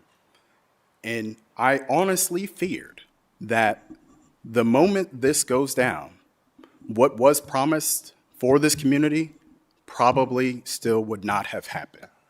This is the only way we move forward to ensure that residents will be made whole. Final remarks, Council President.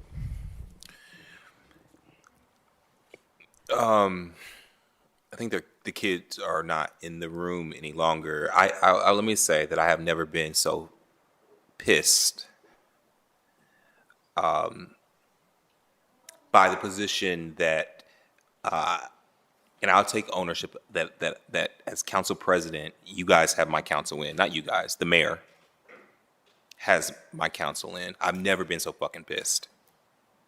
And I mean it. I am so pissed. This did not have to be this way.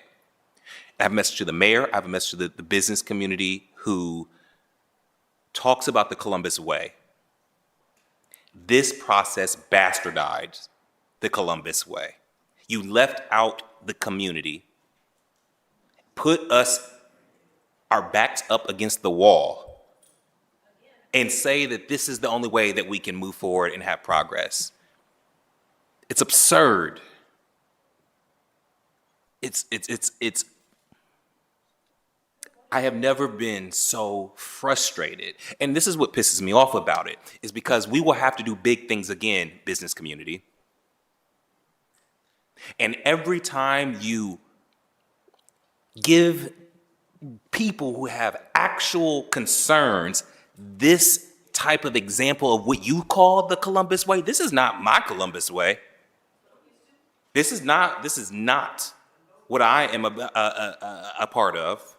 This is not how I operate. This is not how I expect that the community, because this is my concern.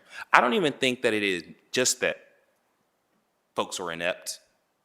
I think that there was some disrespect that was given to not bringing everybody along. That it just, and that's the thing. We still have to be able to do big things, and this process is a glaring example and makes it harder the next time. And if I did not believe two things: one, that there was another opportunity to continue to get this team here, and two, that even if we voted this thing down, that a park would be built, I don't believe that. There was not the resources actually there. There was not the plan moving forward to stick with the timeline that Chair Reed talked about. So I'm taking a terrible vote to make sure that we are still able to do a very big thing, like bring women's soccer to Columbus. And let me just say this on that piece. I'm talking. I'm sorry, ma'am. I would encourage the community not to ever again pit one community like women against another community like the Southwest Side, who's also underserved, and say that that is a choice, that we are choosing one or the other. Don't do that again. That was not helpful. It was not helpful. It was offensive. We support young women. We support women. I'm a yes because we have to build this park. There was a promise made and a promise broken. I promise you, Chair Reed, we will get this park built. We will stick to the timelines. I will hold them accountable. And I like what Councilmember Ross said. This isn't the only vote. The bonds have to be let on this thing. I'm voting yes.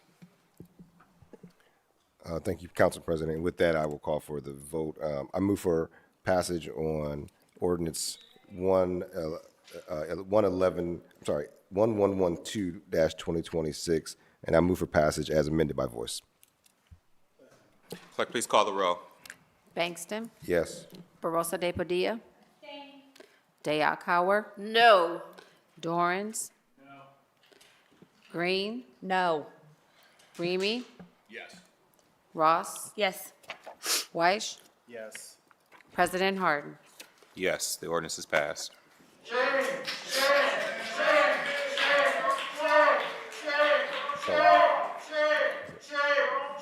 That's all I have with my committees, Council President. You all ought to be ashamed of yourselves. You're all fraud. You gave away the park, you're feeding billionaires. Joe Mattel, get out of here, please. I didn't get out of here. Thank you. I can't look at you anymore. The ownership group is supporting a Trump acolyte. How can you stand for that? Haslam has millions. He doesn't need more from our pockets. Are you going to be this small inconvenient for 72 hours, supporting your friends? No, we're gonna keep on going. Just take all our money. We don't need it. Haslam does. He doesn't have enough. Every single person who talked for this talked about how they grew up in a park setting, and that's why they love sports. And the same face are going to take the parks away from the fucking kids. What?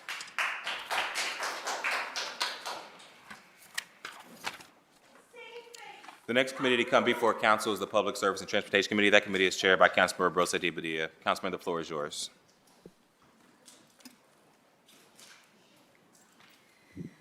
Thank you, Council President. Tonight we have one item on second read for Public Service and Transportation 08-20-2026 to appropriate community authority assessment funds within the Hayden Run South TIF Fund to transfer community authority assessment funds from the Hayden Run South TIF Fund to the Hayden Run South TIF Capital Fund to appropriate community authority assessment funds within the Hayden Run South TIF Capital Fund to authorize the City Attorney's Office Real Estate Division to contract for professional services related to the acquisition of fee simple title and lesser interest in into property needed for the arterial street rehabilitation Avery Road project, to authorize the City Attorney's Office Real Estate Division to negotiate with property owners to acquire the additional rights of way necessary to complete this project, and to authorize the expenditure of up to $1 million from the Hayden Run South TIF Capital Fund to authorize the Director of Public Service or a designee to execute a construction contract or a simple instrument, and any amendments or modifications thereto as may be necessary with CSX Transportation Incorporated to facilitate the construction of the arterial street rehabilitation Avery Road project. The city is planning improvements to Avery Road from Hayden Run Road to Tuttle Crossing Boulevard. The project includes reconstruction of over 1 mile of Avery Road in addition to other elements like a new roundabout and shared use path. This ordinance authorizes the city attorney to acquire real estate to facilitate timely completion of the project. Do my colleagues have any questions or comments? Seeing none, I move for passage. Clerk, please call the roll. Bangston, Barosa de Padilla, De Akauer, Dorans, Green, Remy, Ross, Weiss, President Harden. Passed. That's all for me this evening. Thank you, Chair. The next committee to come before council is the Public Safety and Criminal Justice Committee, chaired by Councilman Remy. Councilmember, the floor is yours. Thank you very much, Council President. Tonight in Public Safety and Criminal Justice, I have 3 ordinances for second read. Tonight, or actually I only have 2. I lied, I have 2. We have two different settlements to consider that originate out of the Department of Public Safety. We will hear from that department in the city attorney's office before I move for a vote. In a year in which we face an incredibly tight budget, it is not lost on me the effects that these settlements will have on ongoing operations, both in the near future and as the year goes along.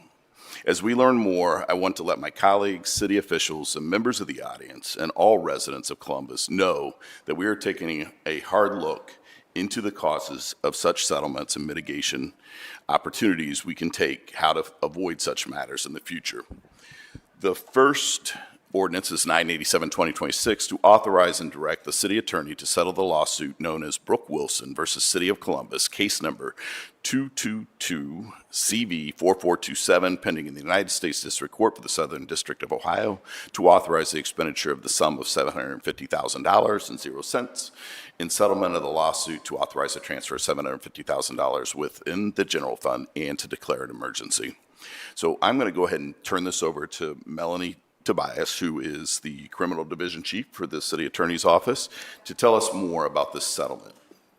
Thank you. Thank you. Thank you, Chair Remy, President Harden, council members. We actually have today to present on this our Deputy Chief of Labor and Employment Section in the City Attorney's Office, Paul Bernhardt. He's been intimately involved with this litigation for the 4 years that it's been going on.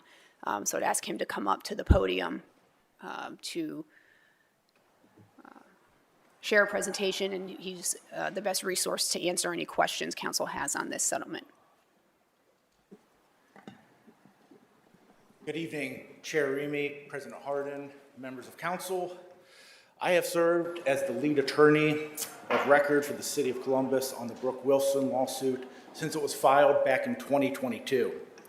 I want to give you a brief overview of the case and then explain why we believe it's in the city's best interest to settle the lawsuit.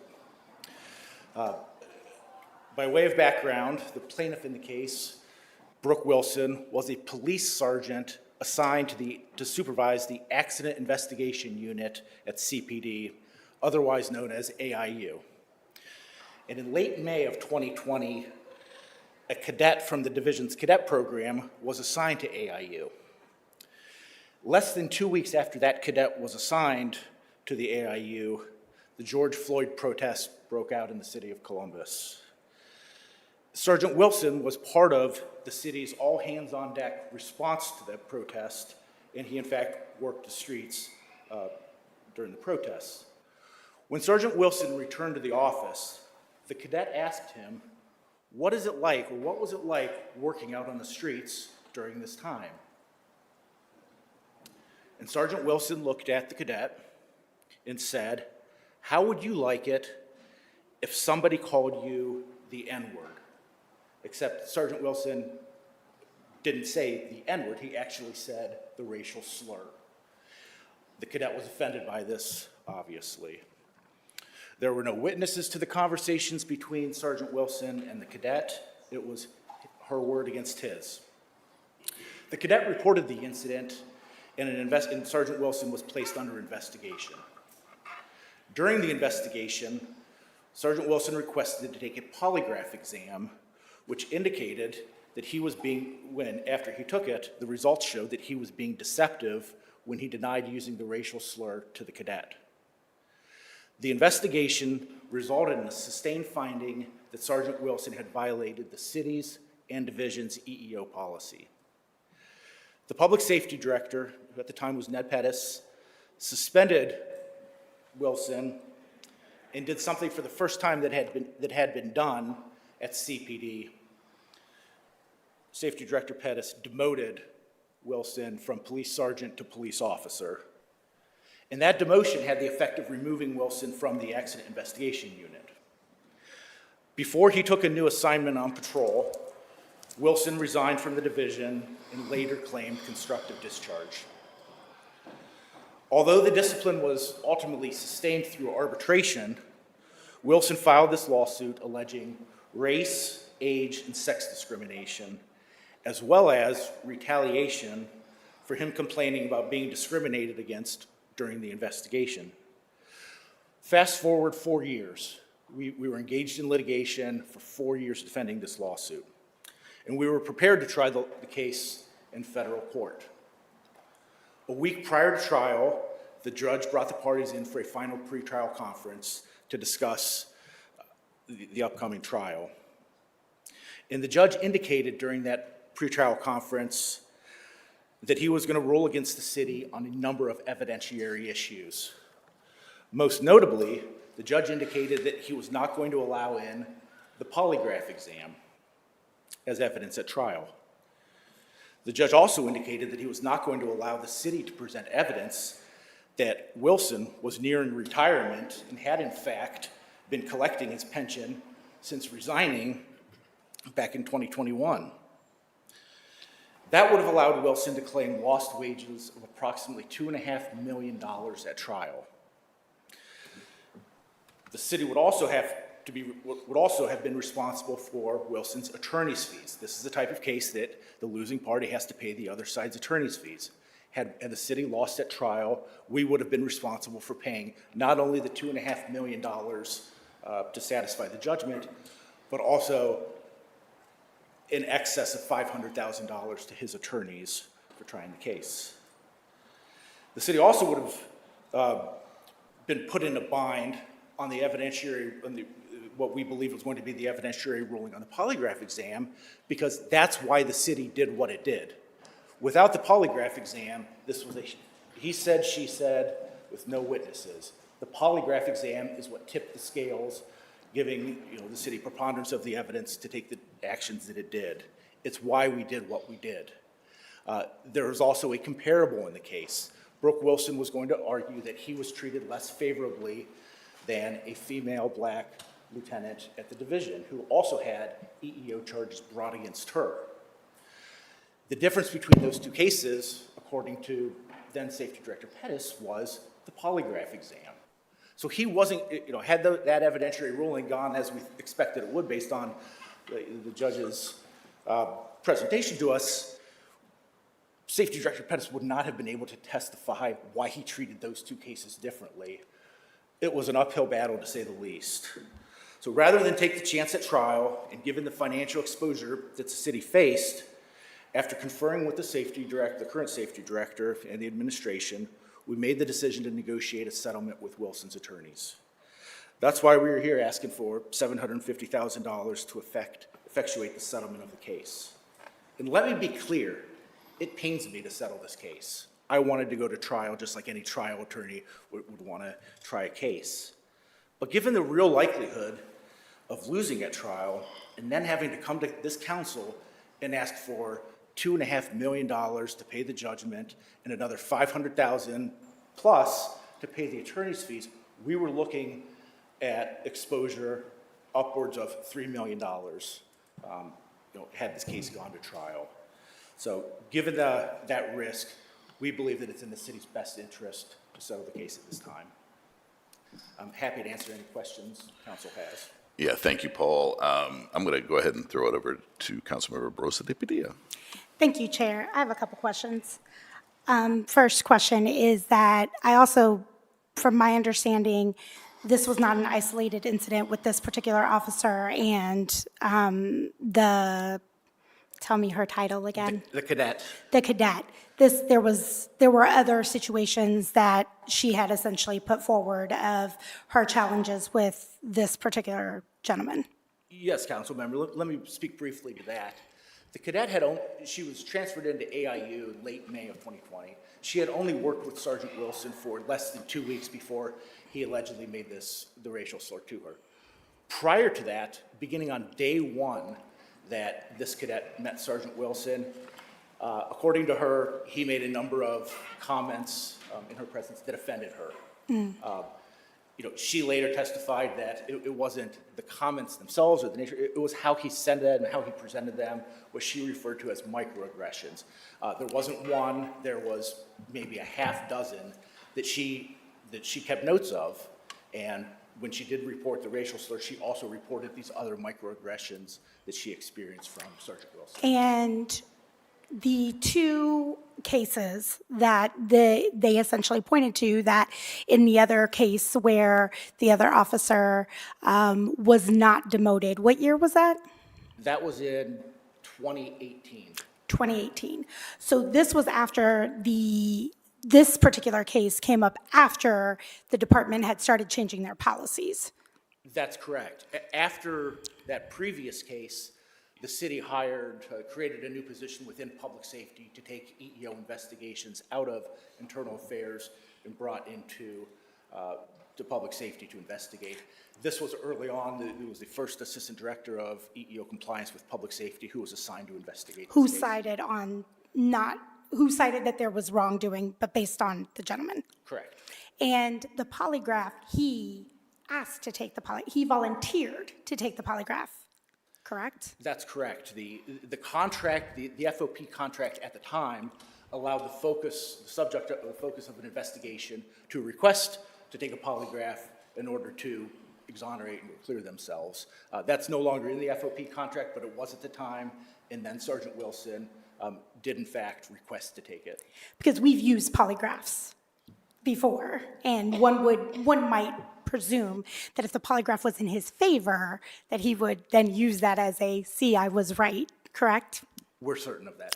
And then my last question, when you went to the judge, can you share with us more about why the judge would not put the polygraph in?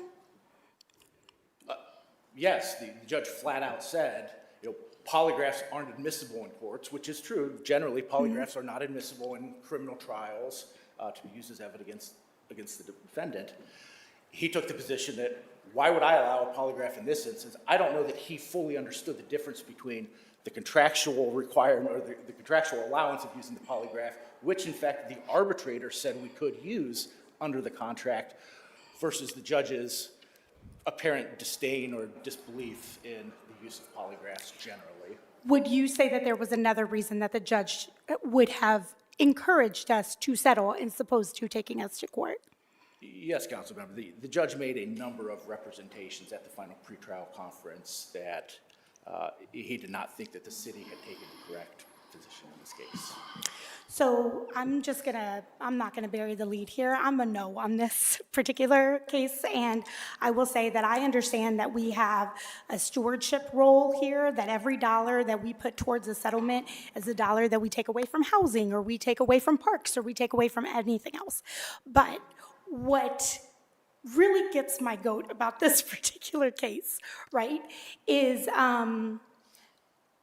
without seeing all of the facts, I am not an attorney, I was not the judge in question, but first of all, this is why it makes it difficult for women to come forward, because microaggressions are so difficult to show, to prove. I think it's also difficult to say when you set a precedence, that means someone is going to be first. You are going to say you're demoted because you're going to be the first person demoted, because if the department is doing things differently, then this would be why.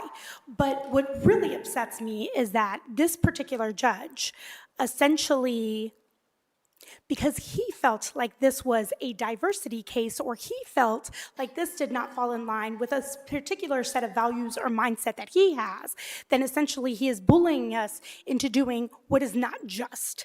And that is a challenge for me, because I understand that we have to move forward with making the best investments here. And obviously $750,000 is much less than $2 million. But what this sends a signal for me, and I don't want to be in the seat to make this decision, is that we are rewarding somehow bad behavior. And we're doing that with taxpayer dollars. And that's what this entire case says to me, both with the gentleman in question and also with this particular judge. And so I think at a time when justice is not political, justice is justice, it is irresponsible for someone to sit in a seat of power and not look with an eye of justice, but look through a lens that is somewhat political or valued or whatever. And so, I don't know how the rest of my colleagues feel. I certainly know that for me, I cannot move this forward. First of all of these settlements are so challenging for me all the time. Sometimes I don't feel like they're enough for the harm that we cause. Sometimes I feel like we're giving someone money just because it is better and it is a fiscal decision. But this was the one that do not like the statement that it is sending. I'm also not going to be bullied, be a federal judge, be a whatever judge. I'm not going to do that. So I'm just letting you know, Chair, and I know we had a conversation. This is a no for me. That's fair, Council Member. Council President. Excuse me, sir. I just want to see the Finance Chair. Finance, Chair, how much do we have budgeted for settlements this year? Yep, President Harden, thanks for the question. We have $6 million budgeted in 2026 for legal settlements. Okay, so we have $6 million.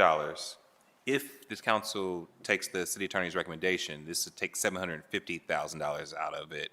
If we don't, and we push this to court, we could potentially, with this just one case, empty out half of what you budgeted.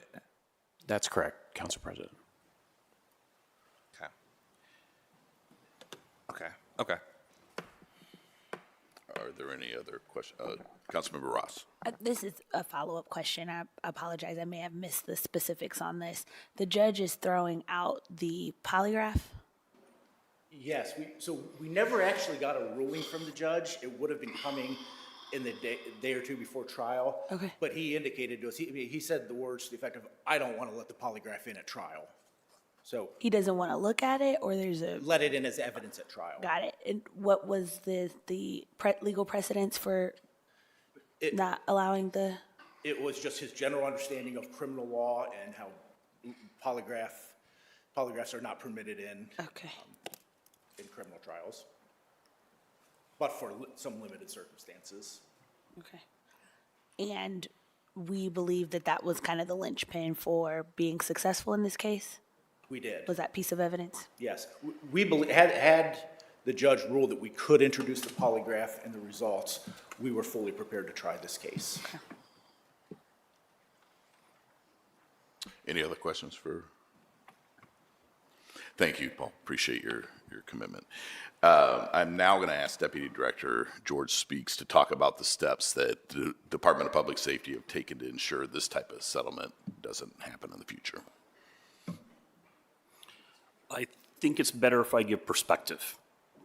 So I've been litigating cases since the 1980s. I'm the old guy here. I can't tell you how many cases that I've been involved in, either as the attorney or as a client. And I always hearken back to my favorite professor in law school.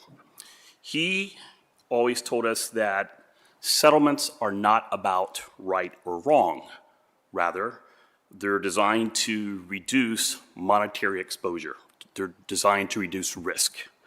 In other words, settlement should not be looked at as a moral judgment. Settlement should be looked at as a financial judgment. So it, quite frankly, detests me to recommend settlement in this case. Nevertheless, it's in the best economic interest to do so, because if we don't, we are taking a tremendous risk. So that is my perspective. Councilmember Green. Director, how many, there's a lot of, I think, I mean, I've only been here 2 years, but a lot of the settlements that we've settled, I think many of them were under public safety. How many cases do we have in court compared to the amount that we settle in this way? Do you know? Or just can you give me like some, a ballpark figure? So let me talk subjectively and objectively. Yes. At any one time, and this includes both HR type cases, as the two cases before you are tonight, and inherent in police is use of force, wrongful arrest type cases. So any one time, I would guess around 25 cases going on at a time. So subjectively around 25 or so. Objectively, and the dispatch has done this in the past, they have looked and compared similar sized cities to each other, and that actually is very good, especially in terms of the amount of judgments we pay out. We are a huge organization. As I often tell people, you can now add the public safety forces up in Cleveland and Cincinnati, and they don't equal the size of Columbus. You could add up the square miles of Cleveland and Cincinnati. They don't equal the size of Columbus. We are a very large entity. Yeah, that was going to be my next question in comparison to peer cities. I also think, well, I'll pause there. I do want to go back to you, though, and further ask that question. What changes has the department made to ensure this type of thing doesn't happen? I don't understand that question. Well, let I mean, me- talk about, do you still have an EEO officer within the department? Well, in terms of, in terms of, I thought you meant in the specific case, what we would do to not come to this result. And here, we take a workplace, free discriminatory place very seriously. We have 2 people whose sole job it is to investigate these types of cases. In this particular case, 12 people were interviewed. There was a lie detector test. And by the way, one thing that City Attorney Barnhart didn't say is that that lie detector test was asked to be verified. That test was sent to the Ohio Highway Patrol, who verified that the person was being deceptive in his answer. We have a chain of command investigation occurred, and by a preponderance of the evidence, they believed that the discrimination occurred. A hearing was held before the director. By a preponderance of the evidence, he issued discipline. That case went to an independent arbitrator. The arbitrator said, and I actually brought it, quote, "Based on the evidence here, the arbitrator cannot find that the city erred." So I think that we acted as we should have acted. Our problem here is one of evidence on the eve of trial. And again, I would go back to settlements are a matter of risk evaluation. Councilmember Rosa. The last thing I'm going to say, I don't want to belabor it. I know it's a long evening, but I think for me in this particular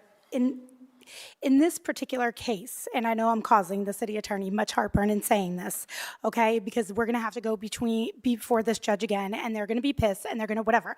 That to me is an abuse of power. For them to say that this is a diversity case is a problem. That is a problem. Justice does not see color. We already know this system is not set up for people, but when you are going to go before you even present the case, they're already telling you the key piece of evidence, which, by the way, was this gentleman saying, yes, I am so sure, I'm not lying, when a lie detector that's been verified has said you are. I bet if we turned the tables and he came in with that, it would be a different story. And I think that's what gets me. And I agree, this is why I'm not a lawyer, okay? Because the question before me sitting in this seat is, I do feel like it is rewarding bad behavior. I do feel like this sends a signal to people. And again, you know, this could pass and we could settle this and that's fine. But to not take this moment to say that this is not okay, that this is wild for a judge to make a decision to essentially bully us into telling us to take the key piece of evidence that was volunteered by the person who brought this case forward is bananas to me. And maybe it was because I couldn't talk for the first part of the evening, and all this is coming out now, but I just, from the first time that I heard this case, it just was difficult for me to say yes to rewarding this when it is clear that the person is wrong. Thank you, Councilmember Ross. Was there consideration about an evidentiary hearing to determine whether or not, like, so that the judge could, like, make a public decision about this piece of evidence? Thank you, council member. It was before the court on a motion in limine. A motion, okay. A motion in limine. The plaintiff had filed a motion in limine asking the court to exclude. Can you just explain for the council what a motion in limine is? Yes, a motion in limine is a pretrial filing where you're asking the court to rule on evidentiary issues prior to trial, so that when you go to trial, you know what you're going to be allowed to introduce into evidence and what you're not. Wilson's attorneys had filed a motion with the court asking that the polygraph exam not be allowed into evidence at trial. So that was the procedural posture when we were at the final pretrial conference, where the judge let it be known that he was not inclined to let that piece of evidence into trial. Thank you. Thank you. And I do want to thank Deputy Director for going into that a little bit more. It wasn't, I have faith in you. You wanted to illuminate that a little bit more and what goes on after these things. And so appreciate that explanation. Obviously, these things are incredibly difficult for us. And generally, they're situations like this where you know what the right thing was to do in this thing, but because the risk of losing puts more more amounts of taxpayer dollars on the line, it really pains us to pass these things, but unfortunately the risk is too great. And so, before I was ready to put this on the agenda, I wanted to make sure we had learned about all the situations within this. We place, what were the safeguards that were put in place to help ensure things like this don't happen again. And, after talking with the city attorney's office, with the Department of Public Safety, and again, listening to what you said tonight, I believe the best path forward is to vote to settle this matter. The cost is great. And as we heard tonight, settling these things is not about right or wrong. It's about being financially responsible as we evaluate risk. And I hear you. I hear my colleagues. We talk about this a lot before these things come up. But it's more important now than ever that this council takes the oversight of these things seriously and start asking questions. And we've been asking questions of the department every single time. I'll turn it back. I don't know if you had anything further to say, Melanie? Okay. With that, I move for passage by voice.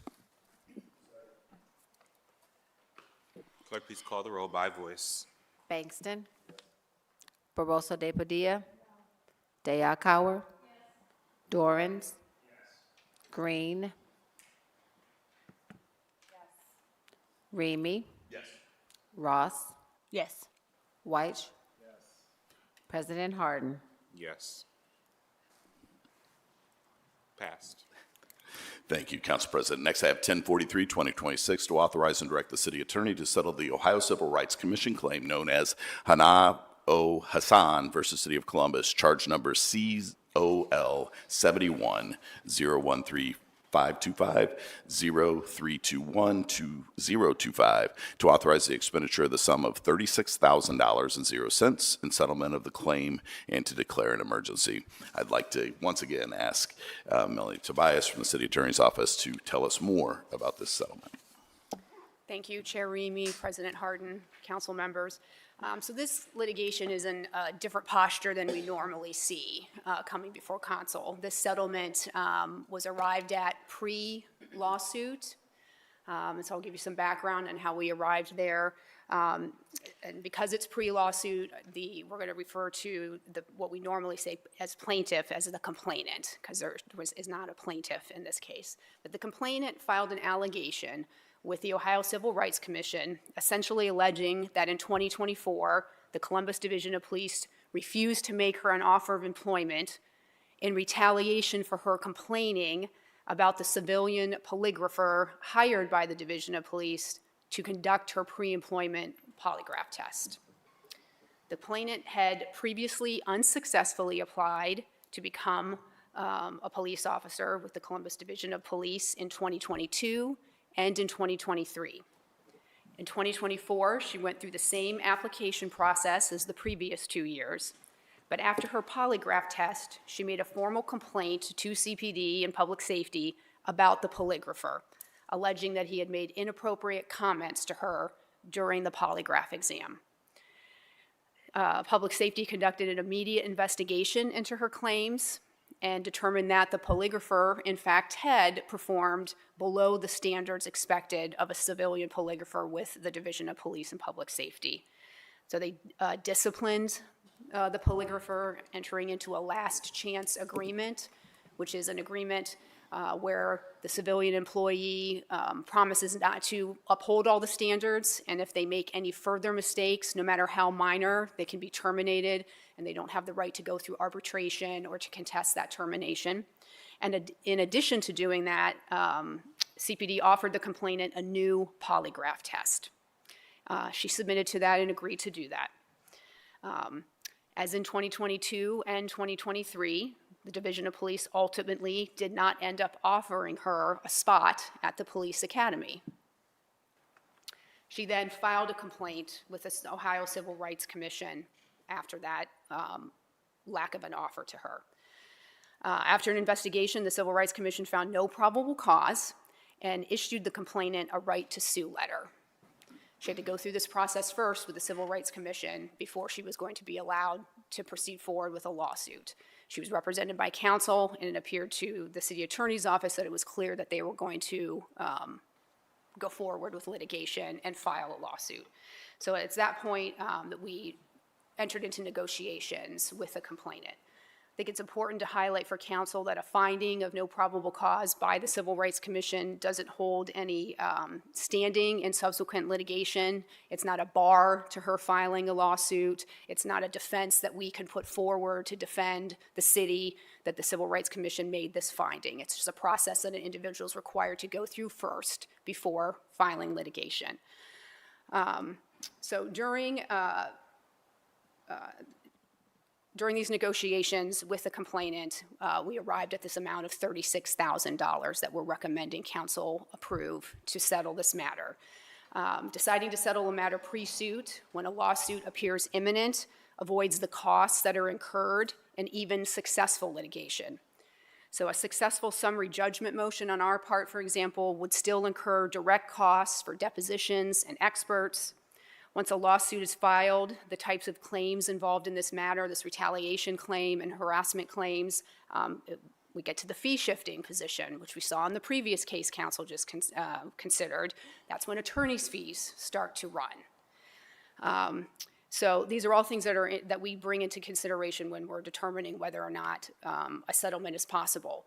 A possibility for a low settlement is much easier at the very beginning of litigation when those attorney's fees aren't starting to build and build and build. While the city was confident in its case in this matter, it's not completely without risk were we to go forward and defend an actual lawsuit being filed by the complainant. And so in order to, again, as we are learning more all the time as these settlements come in front of the council, judges have a lot of discretion. Once a case is filed and it goes into court, we lose a lot of control. And so the city attorney's office believes that settling this matter for $36,000 takes into consideration exposure that we would have if the lawsuit had been filed and we went forward with that. Thank you very much, Councilmember Ross. I'm just presuming it's because we had already made a determination that that officer had at least broken some of our internal rules. Are you asking why an offer of employment wasn't made to, Right. to the officer? Yeah. Even though there was a no probable cause determination by the admin side of things, we had already kind of gone through investigation on our end to determine that. Correct. Okay. Correct. We looked into her immediate complaints. The Public Safety and CPD looked into her immediate complaint about the polygrapher's behavior and immediately addressed that. And I believe Assistant Director Speaks can comment on how that's handled within CPD and Public Safety. But with respect to the allegation that she was retaliated against because she complained about the polygrapher, no, the investigation, we did not believe that the city, there was no admission that there was any wrongdoing on the part of the city in this matter. Okay. Director, is it right to assume that you were balancing both of those? Yeah, so, Councilmember, let me point out the stark contrast with the last case. So the last case, $750,000, of which over $500,000 of that was attorney fees. That case was settled on the eve of trial. Here you have a case, hasn't been filed yet in court, although the Ohio Civil Rights Commission found in favor of the city. So once again, this is risk management. We're trying to cut off those attorney fees quickly and trying to nip this case in the bud, if you will, for as low amount as possible to protect the city. A very stark contrast of two cases. Thank you. Thank you, Deputy Director. Any other comments? Oh, I'm sorry. Council President? Yeah, I'm hearkening back to what I had brought up the last time because we're pretty early into this budget, and we are spending down our settlements pretty quickly. Let me ask the question a little differently. How do we back our way in as we decide what to settle now or not, with the risk back and forth of knowing that we have set aside only $6 million? Like, is the department and city attorney taking that into consideration? Should that be a consideration that council takes into consideration? Should we ask for, well, I guess when we do have the committee to come together, we'll talk about how we plan to, because who should be making this? Who should be thinking about this as grown-ups? President Harden, in terms of timing, when one files a lawsuit, you get a case schedule. Everything is laid out in the case schedule. So, for example, settlement conferences, trials, we can't dictate that. It's determined by the court. And so there's no way we can say we're not going to settle this, judge, we're not going to offer any money. Or a judge, we lose at trial, we owe something. There's no way of saying, sorry, we're not paying that. It's not within our power as a party in a case. Okay. I mean, I'm just trying to bring focus to where it looks like we're barreling towards a pretty big issue where we might have more settlements coming than we have dollars set aside for. And I'm just trying to make sure that we are in the open talking about how we are going to rectify this, as we all have to start making very grown-up fiscal decisions that impact other departments, truthfully. I think that's probably the real conversation that is going to happen. But thank you. Thank you, Chair. Thanks. Any other questions or comments? Obviously, similar to the previous legislation, again, these things are tough votes for us, but I believe based on the information presented that it's in the best financial interest of the city to move forward. So if there are no further questions for my comments, I move for passage. Bangston, Barosa de Padilla, de Akauer, Dorance, Green, Remy, Ross, Weiss, President Harden. Passed. Thank you very much, Council President. That's all I have this evening. Thank you, Mr. Chair.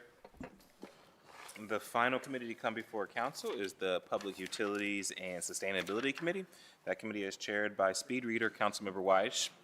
The floor is yours, sir. Thank you, Council President. I think I'm insulted that the audience cleared out and we just got to public utilities. Tonight, first in Public Utilities and Sustainability, I have Ordinance 0596-2026 to authorize the Director of the Department of Public Utilities to enter into an indefinite quantity agreement with Potomac Electrical Service, LLC, for electrical transformer and switchgear inspection, maintenance, and repair services, to authorize the expenditure of $170,000 split between the Water and Sanitary Sewer Operating Funds, and to waive competitive bidding provisions of Columbus City Code. This contract will provide planned inspections, testing, maintenance, and repair services to equipment at Columbus Water and Power plants, ensuring that all components are operating correctly and that the department can continue to provide uninterrupted service to the Columbus community. Let me stop there, see if any questions or comments from my colleagues. Seeing none, I move for passage. Please call the row.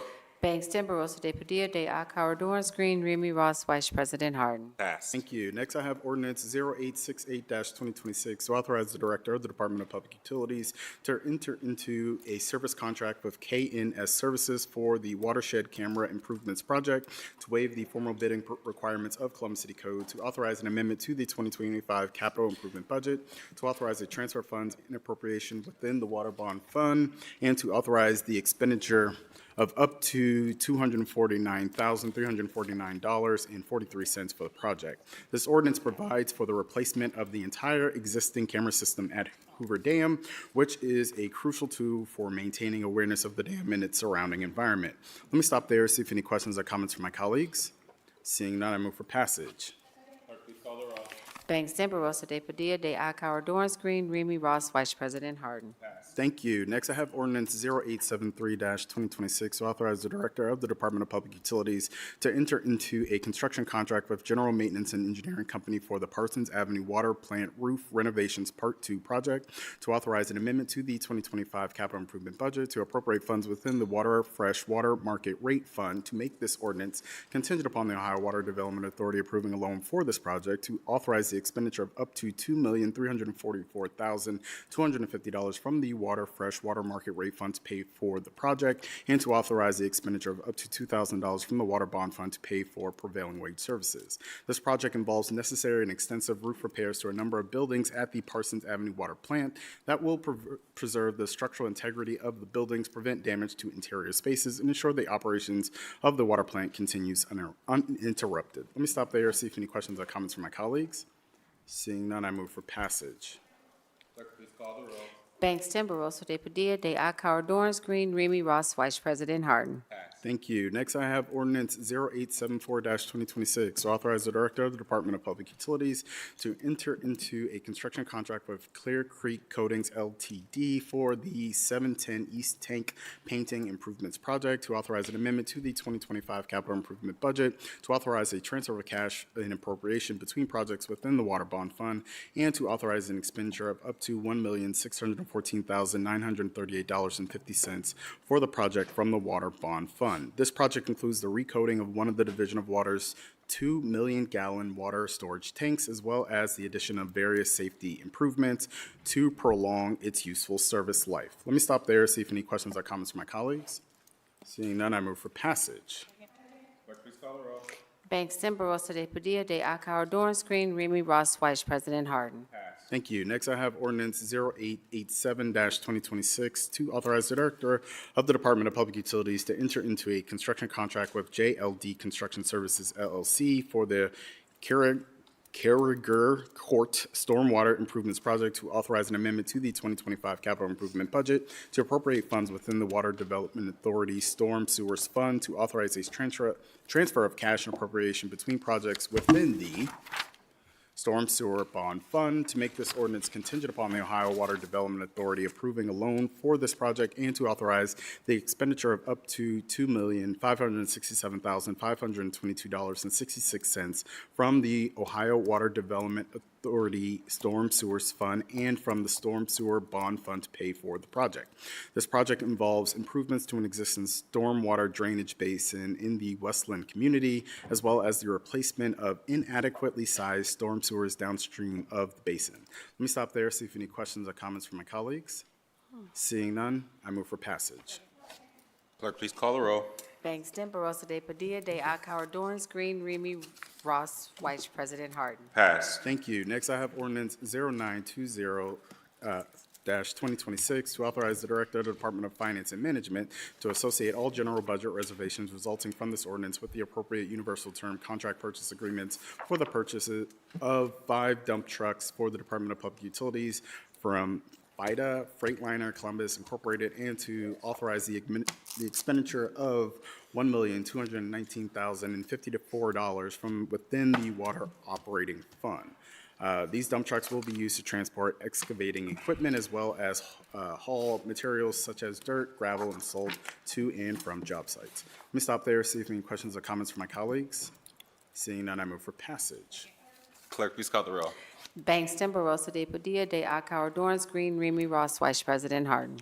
Passed. Thank you. Next, I have ordinance 0935-2026, to authorize the Director of the Department of Public Utilities to enter into a contract renewal with the Ryder Company Incorporated for specialty maintenance craft services, to authorize the expenditure of up to $1,520,000 from the Electricity, Water, Sewerage Operating Fund, and to declare an emergency. The work to be completed under this contract includes the cleaning, repair, maintenance, and replacement of minor equipment at various Columbus Water and Power facilities. Emergency designation is requested as the current contract will expire on April 22nd, 2026, and it is best to renew it before these necessary services are disrupted. Let me stop there, see if any questions or comments from my colleagues. Seeing none, I move for passage. Clerk, please call the roll.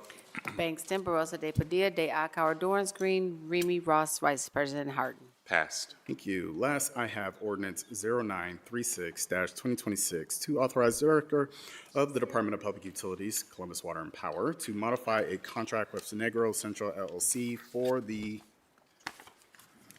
water treatment residuals turnkey dewatering services project for the Division of Water, and to authorize an expenditure of $12,400,000 from the Water Operating Fund. This contract provides management services for water treatment residuals stored at the McKinley Avenue Quarry. This includes services such as the dewatering, processing, and utilization of water treatment residuals produced at all 3 of the city's water plants. Let me stop there, see if any questions or comments from my colleagues. Seeing none, I move for passage. Clerk, please call the row. Bangston, Barosa de Padilla, de Akauer, Dorance Green, Remy Ross, Vice President Harden. Passed. Thank you, Council President. I would hope that in the future I could go first. That way I don't have to do this so quickly. I don't think that's how it works, sir. But that is all I have for my committee this evening. Good job. If there's no further business to come before council, is there a motion to adjourn? Clerk, please call the row. Bangston, Barosa de Padilla, de Akauer, Dorance Green, Remy Ross, Vice President Harden. Meeting is adjourned. Have a good evening.